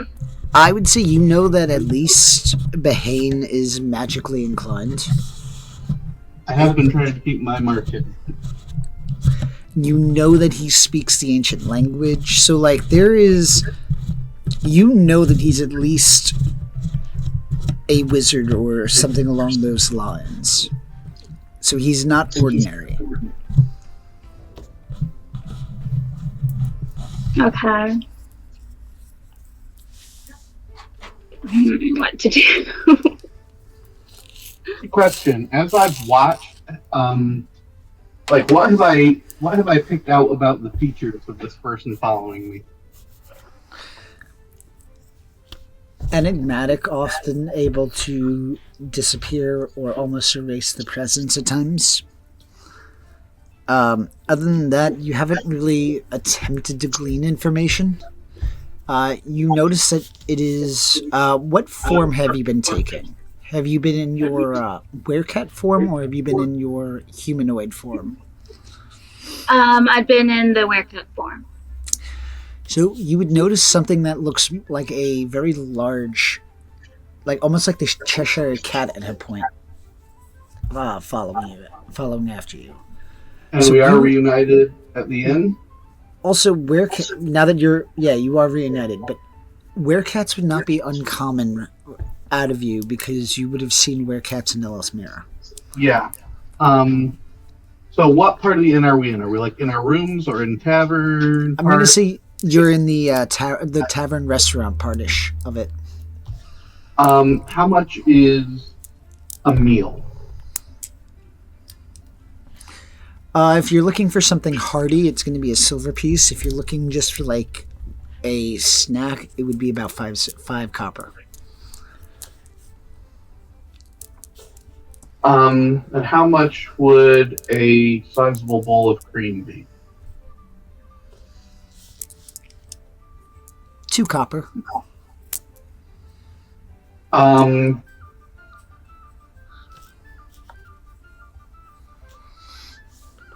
Oh yeah, I'm bleeding through funds. Being a bard and a dwarf who is big on hospitality, I am going to treat my fellow riders to a meal on me.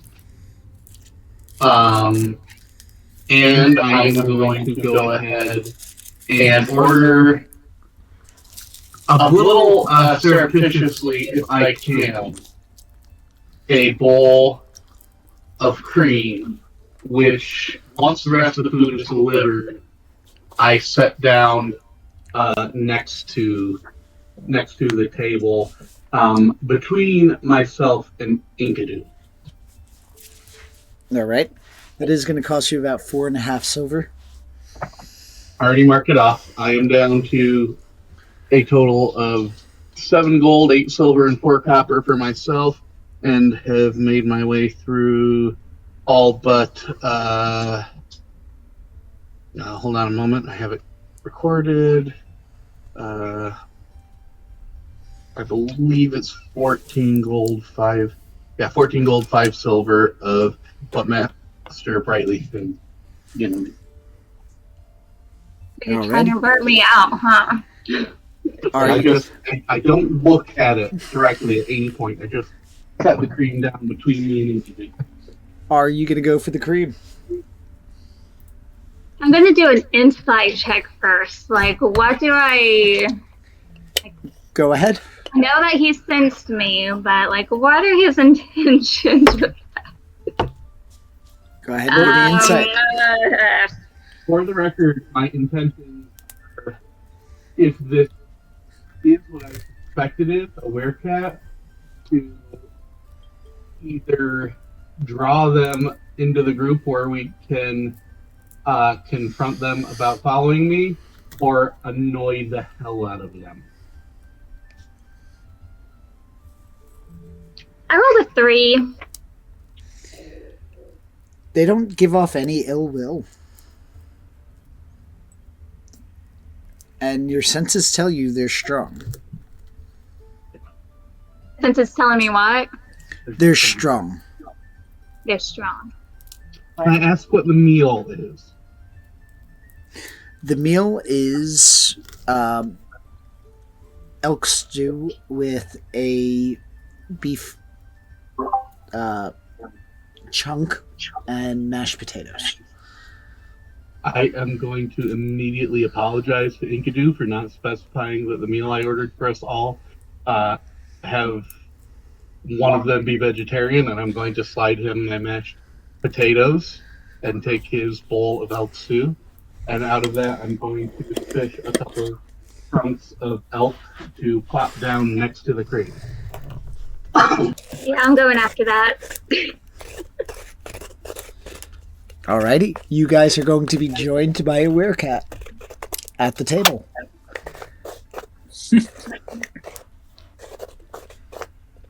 I am going to try to reach out and sort of gently ask permission. You know that sort of touch that magic users do where they sort of ask permission to converse with another mind to mind? Alrighty. I want to do that with Inkadu quick. Inkadu, do you accept? Sure. I'm just going to say, I'm pretty sure this is a werecat, and your people have better history than them with mine, so if you want to find out why the hell this werecat has been following me around town. Do I notice any kind of... Would I notice that they're communicating with each other? You can make inferences. I don't know how subtle they're being about it. Like, how subtle are you guys being? Like, are you looking at each other while you're conversing mentally, or are you just kind of hiding it while you're eating? Type of thing. I'm trying to focus on my bowl. I'm trying to be surreptitious. So I would say, unless you're really trying to discern, then I'd require you to have an insight check, but not for a casual note observation. I'm totally distracted by the cream and the pieces of meat.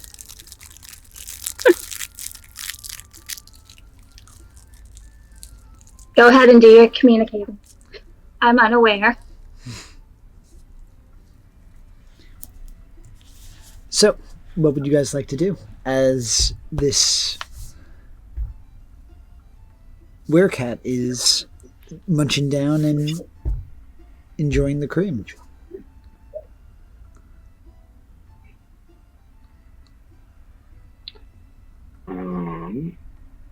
Arendor's gonna go order a meal. You have a meal. Yeah, That's right. You have a meal. I bought for you. Yep. That's right. He'll come over. You didn't have to do this. As much as it's appreciated, I can pay my own way. Nah, maybe you get it next time. I can agree to that. And he'll, give a nod of appreciation and goes, would he know that he's paid for a lot of the other stuff too? I haven't. I mean, did he catch the conversation with Master Brightleaf giving me the gold? Because the rest of this stuff hasn't come from me. Oh, okay. He will just take the meal, sit down, and kind of watch this whole thing with the werecat. Who's our friend? Maybe. I'm going to reach my paw up and try to get another piece of meat from, what's your character's name? Behane's I'm going to contest this check. Alright, I'm going to say dexterity versus dexterity.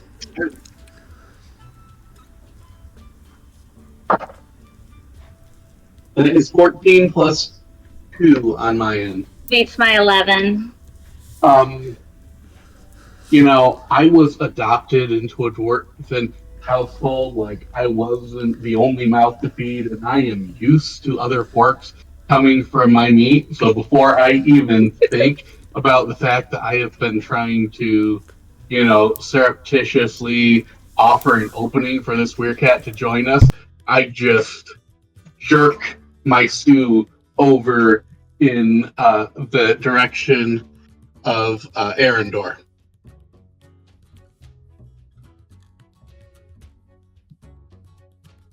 I'm going to go back to the cream.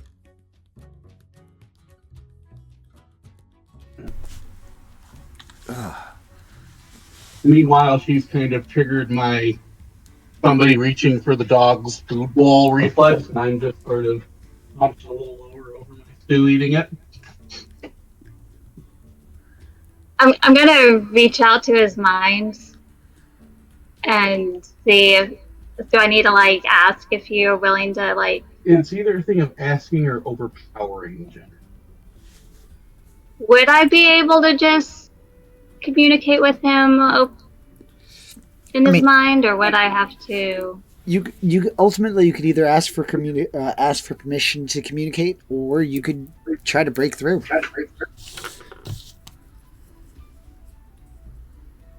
I guess I'll do the trying to ask.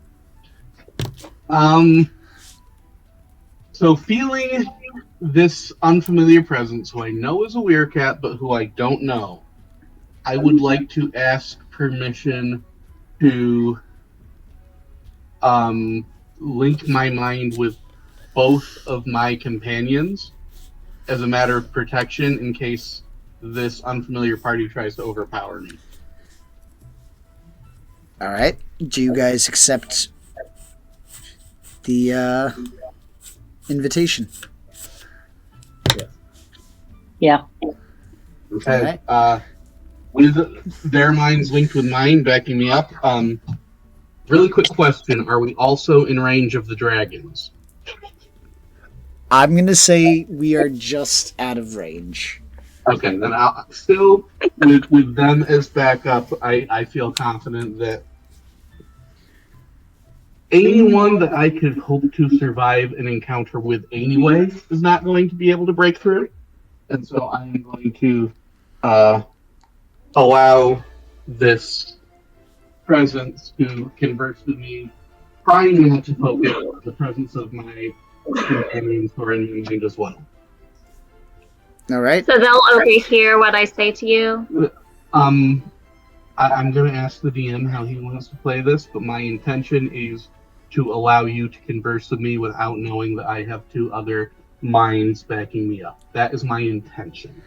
So I'm gonna say this is like one of those old school phone calls where you link up 6 people, but one person might not know anybody else is on the line as long as everybody mutes himself. Okay. So if you were linked to the call previously, you would know there are other people there, but as long as they're quiet, you won't know. But there's also kind of no secret either. So if they talk to him, you'll hear it. If he talks to them, you'll hear it. But they hear your conversation too. All right. Well, all I'm going to communicate to him right now is, you look ridiculous.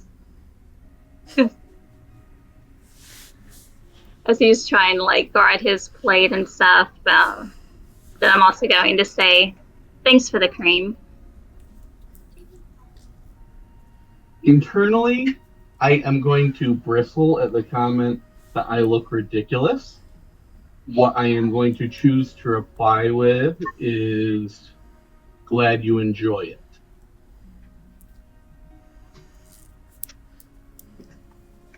And then I'm going to wait a second or two to see if there's anything further that is offered by the Weircat, knowing that they do not always do so. I'm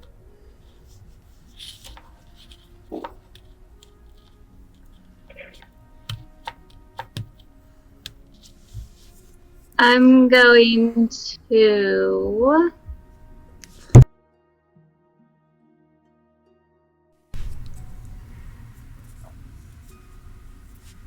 I'm going to let him know I saw him earlier speaking the ancient language, and I'm going to ask, are you a magic user?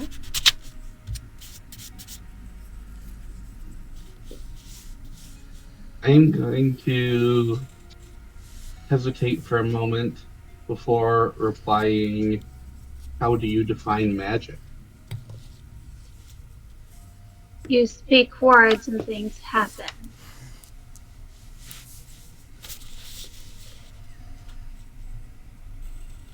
Given my training in Elsmira, I'm going to reply no, because I know that it is the intent and the manipulation of energy, not the words that I speak.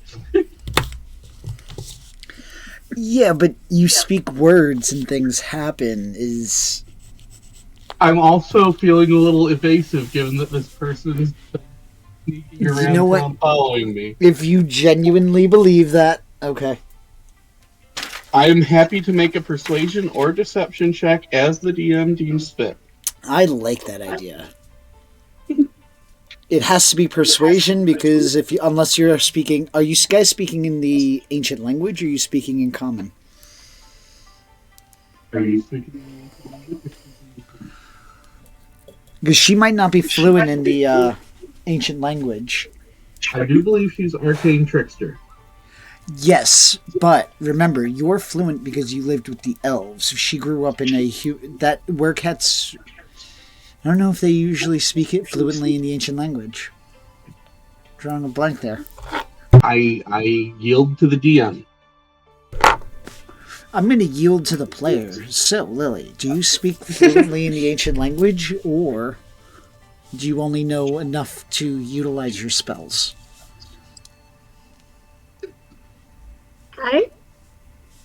I think considering how much my race has lived amongst the elves, I feel like that's why I would have known, too.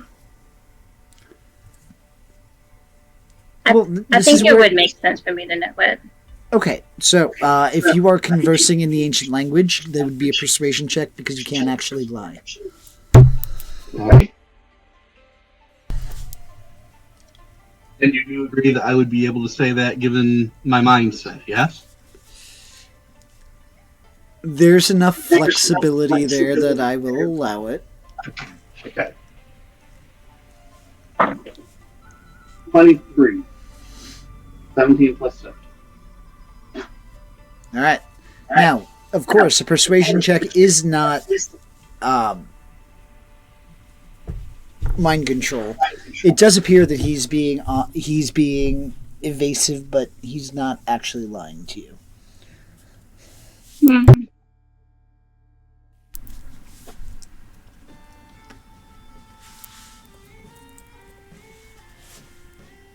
Not sure what to do with that.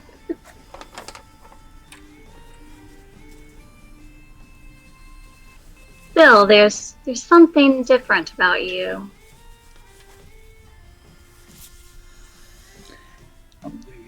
Those of you listening in on this conversation, are you going to interfere, or are you just going to continue to listen on silently? Just to continue to listen. Same thing with you, Enkidu?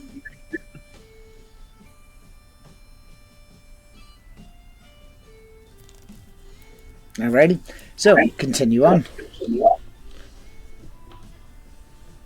Guess I'm just gonna finish up my cream and then... While she is drinking the cream, I'm going to go... I've noticed you following me. Well, it's not every day that you come across a dwarf speaking the ancient language. Many of our priesthood are quite fluent in it.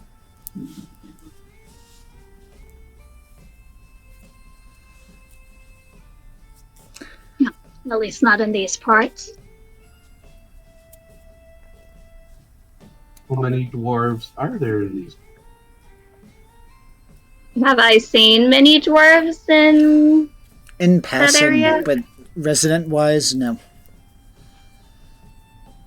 Like, they come in and out. They stay in the inns and things like that, but there aren't too many... There's only a handful of dwarvish residents.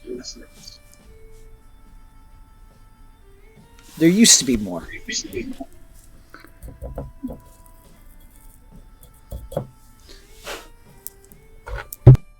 Well, suppose you're not as interesting as I thought. I don't respond to that, but I do walk over. Can I perceive who seems to, if not own the tavern, at least sort of be in charge of the current shift? What's up? Can I perceive, if not who would be in charge of the tavern, at least who would be in charge of the present shift? You'd be able to find the manager, yep. Okay. As a bard, may I request to be allowed to perform on the stage. Sure, help yourself. If you bring in a crowd, I'll even give you 5 silver. Okay. I'm not going to take a risk on the new flute that I just crafted. And as much as I love them, I'm not going to use my bagpipe. I'm going to go ahead and use my budhrin, which is a Celtic drum with a striker that you sort of hold in your hand and hit from both sides. It's an actual instrument. I'm going to take to the stage and not the same one I had performed in the nearby village on the edge of Dweldenbarn. I am going to go ahead and sing another ballad about Anwin that talks about her in her youth before the rest of the clan was destroyed and we became Asweldenrak Anwin. A ballad that tells more of her beauty and joy and generosity than of her mourning.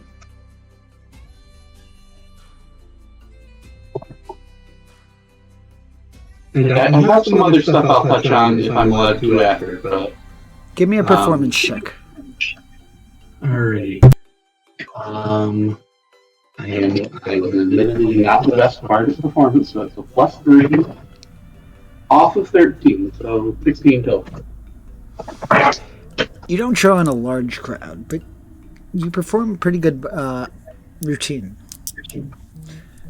You are able to make 8 copper pieces from the crowd and 3 silver pieces from the manager. How many from the manager you said? What's up? How many did you say from the manager? 3 silver from the manager and 8 copper from the crowd. Okay. Am I permitted to perform more? I'm not necessarily looking for you to give me more gold. I'm just wanting to see Yeah, if you I could can do another perform. one. I'm going to go ahead and let's see.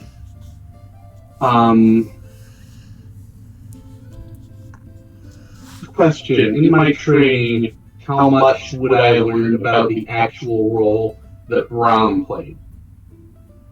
Yes. Okay. In then fact, I'm going- in the last session, you know that there was a bard at the one of the villages that you were at on the outskirts of Dweldenvarden who was telling a tale of Braum. Okay.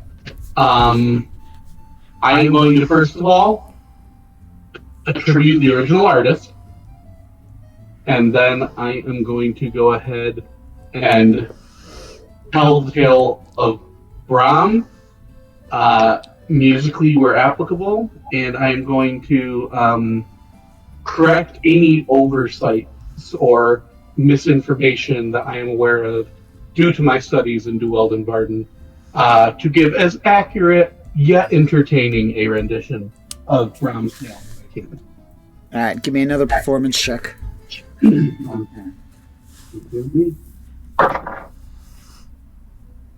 That is a 12 plus 3, so 15. Okay. You do an adequate rendition. It's not bad. Given that I'm a bard who has not heavily specialized into performances, I feel really good about myself. I'm more interested in history usually, but I feel like I'm feeling like a rock star right now. I return to my seat and my companions and potentially the werecat, and I'm kind of wondering if the tales I have spun might be slightly more interesting. I was listening intently. Now, while he was up there performing these tales, what would you all have been doing alone with the werecat?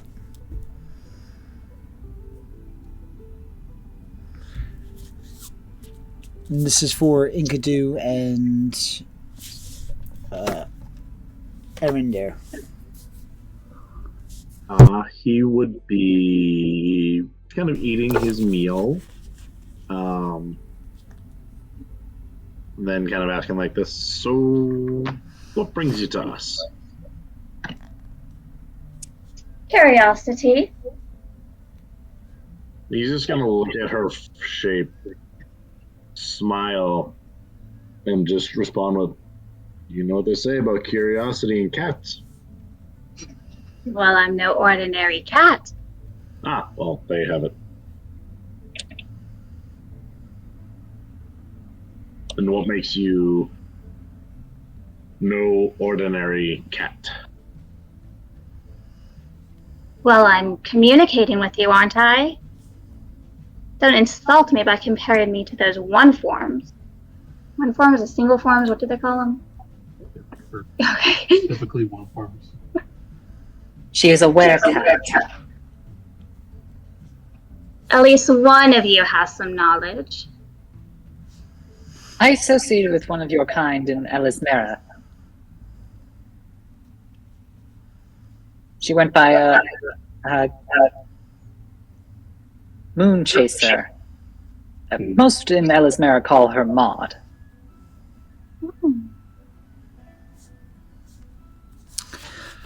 Give me a history check, Lily.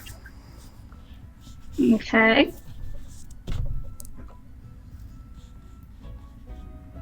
Hold on, I need a flashlight now. History. Rolled a 10 plus 2.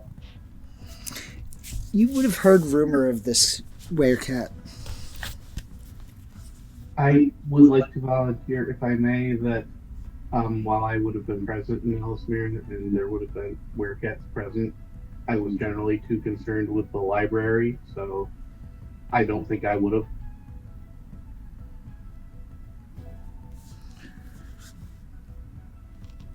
Good to know.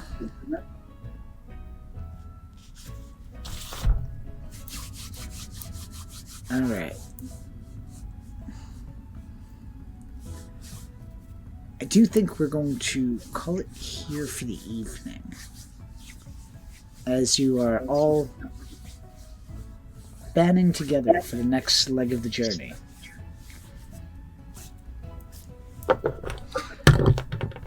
Now, for possible game times, I have my break coming up in about 2 weeks, so I could possibly do a Sunday in about 2 weeks. Same. Me and my wife are pretty much good any weekend. We just can't do Friday nights. Most weeknights we could do around this time too. So whenever works for you, except for Friday night, will probably work for us. No, I feel you on the Friday nights. I can't do Thursdays or Fridays. Sunday seems to be pretty good. And that was a decent time because we're finishing up at about a decent hour. Yep. Fridays are the same for me. I hope so. Oh, right, you're my DM. Yeah, Fridays are completely off limits. They fucking better be, man. They better be. How funny would it be if I'm so torn up. My campaign lost a player who is one of my oldest friends a couple weeks ago. Just real life getting in there a little too much. Yeah, it tends to do that.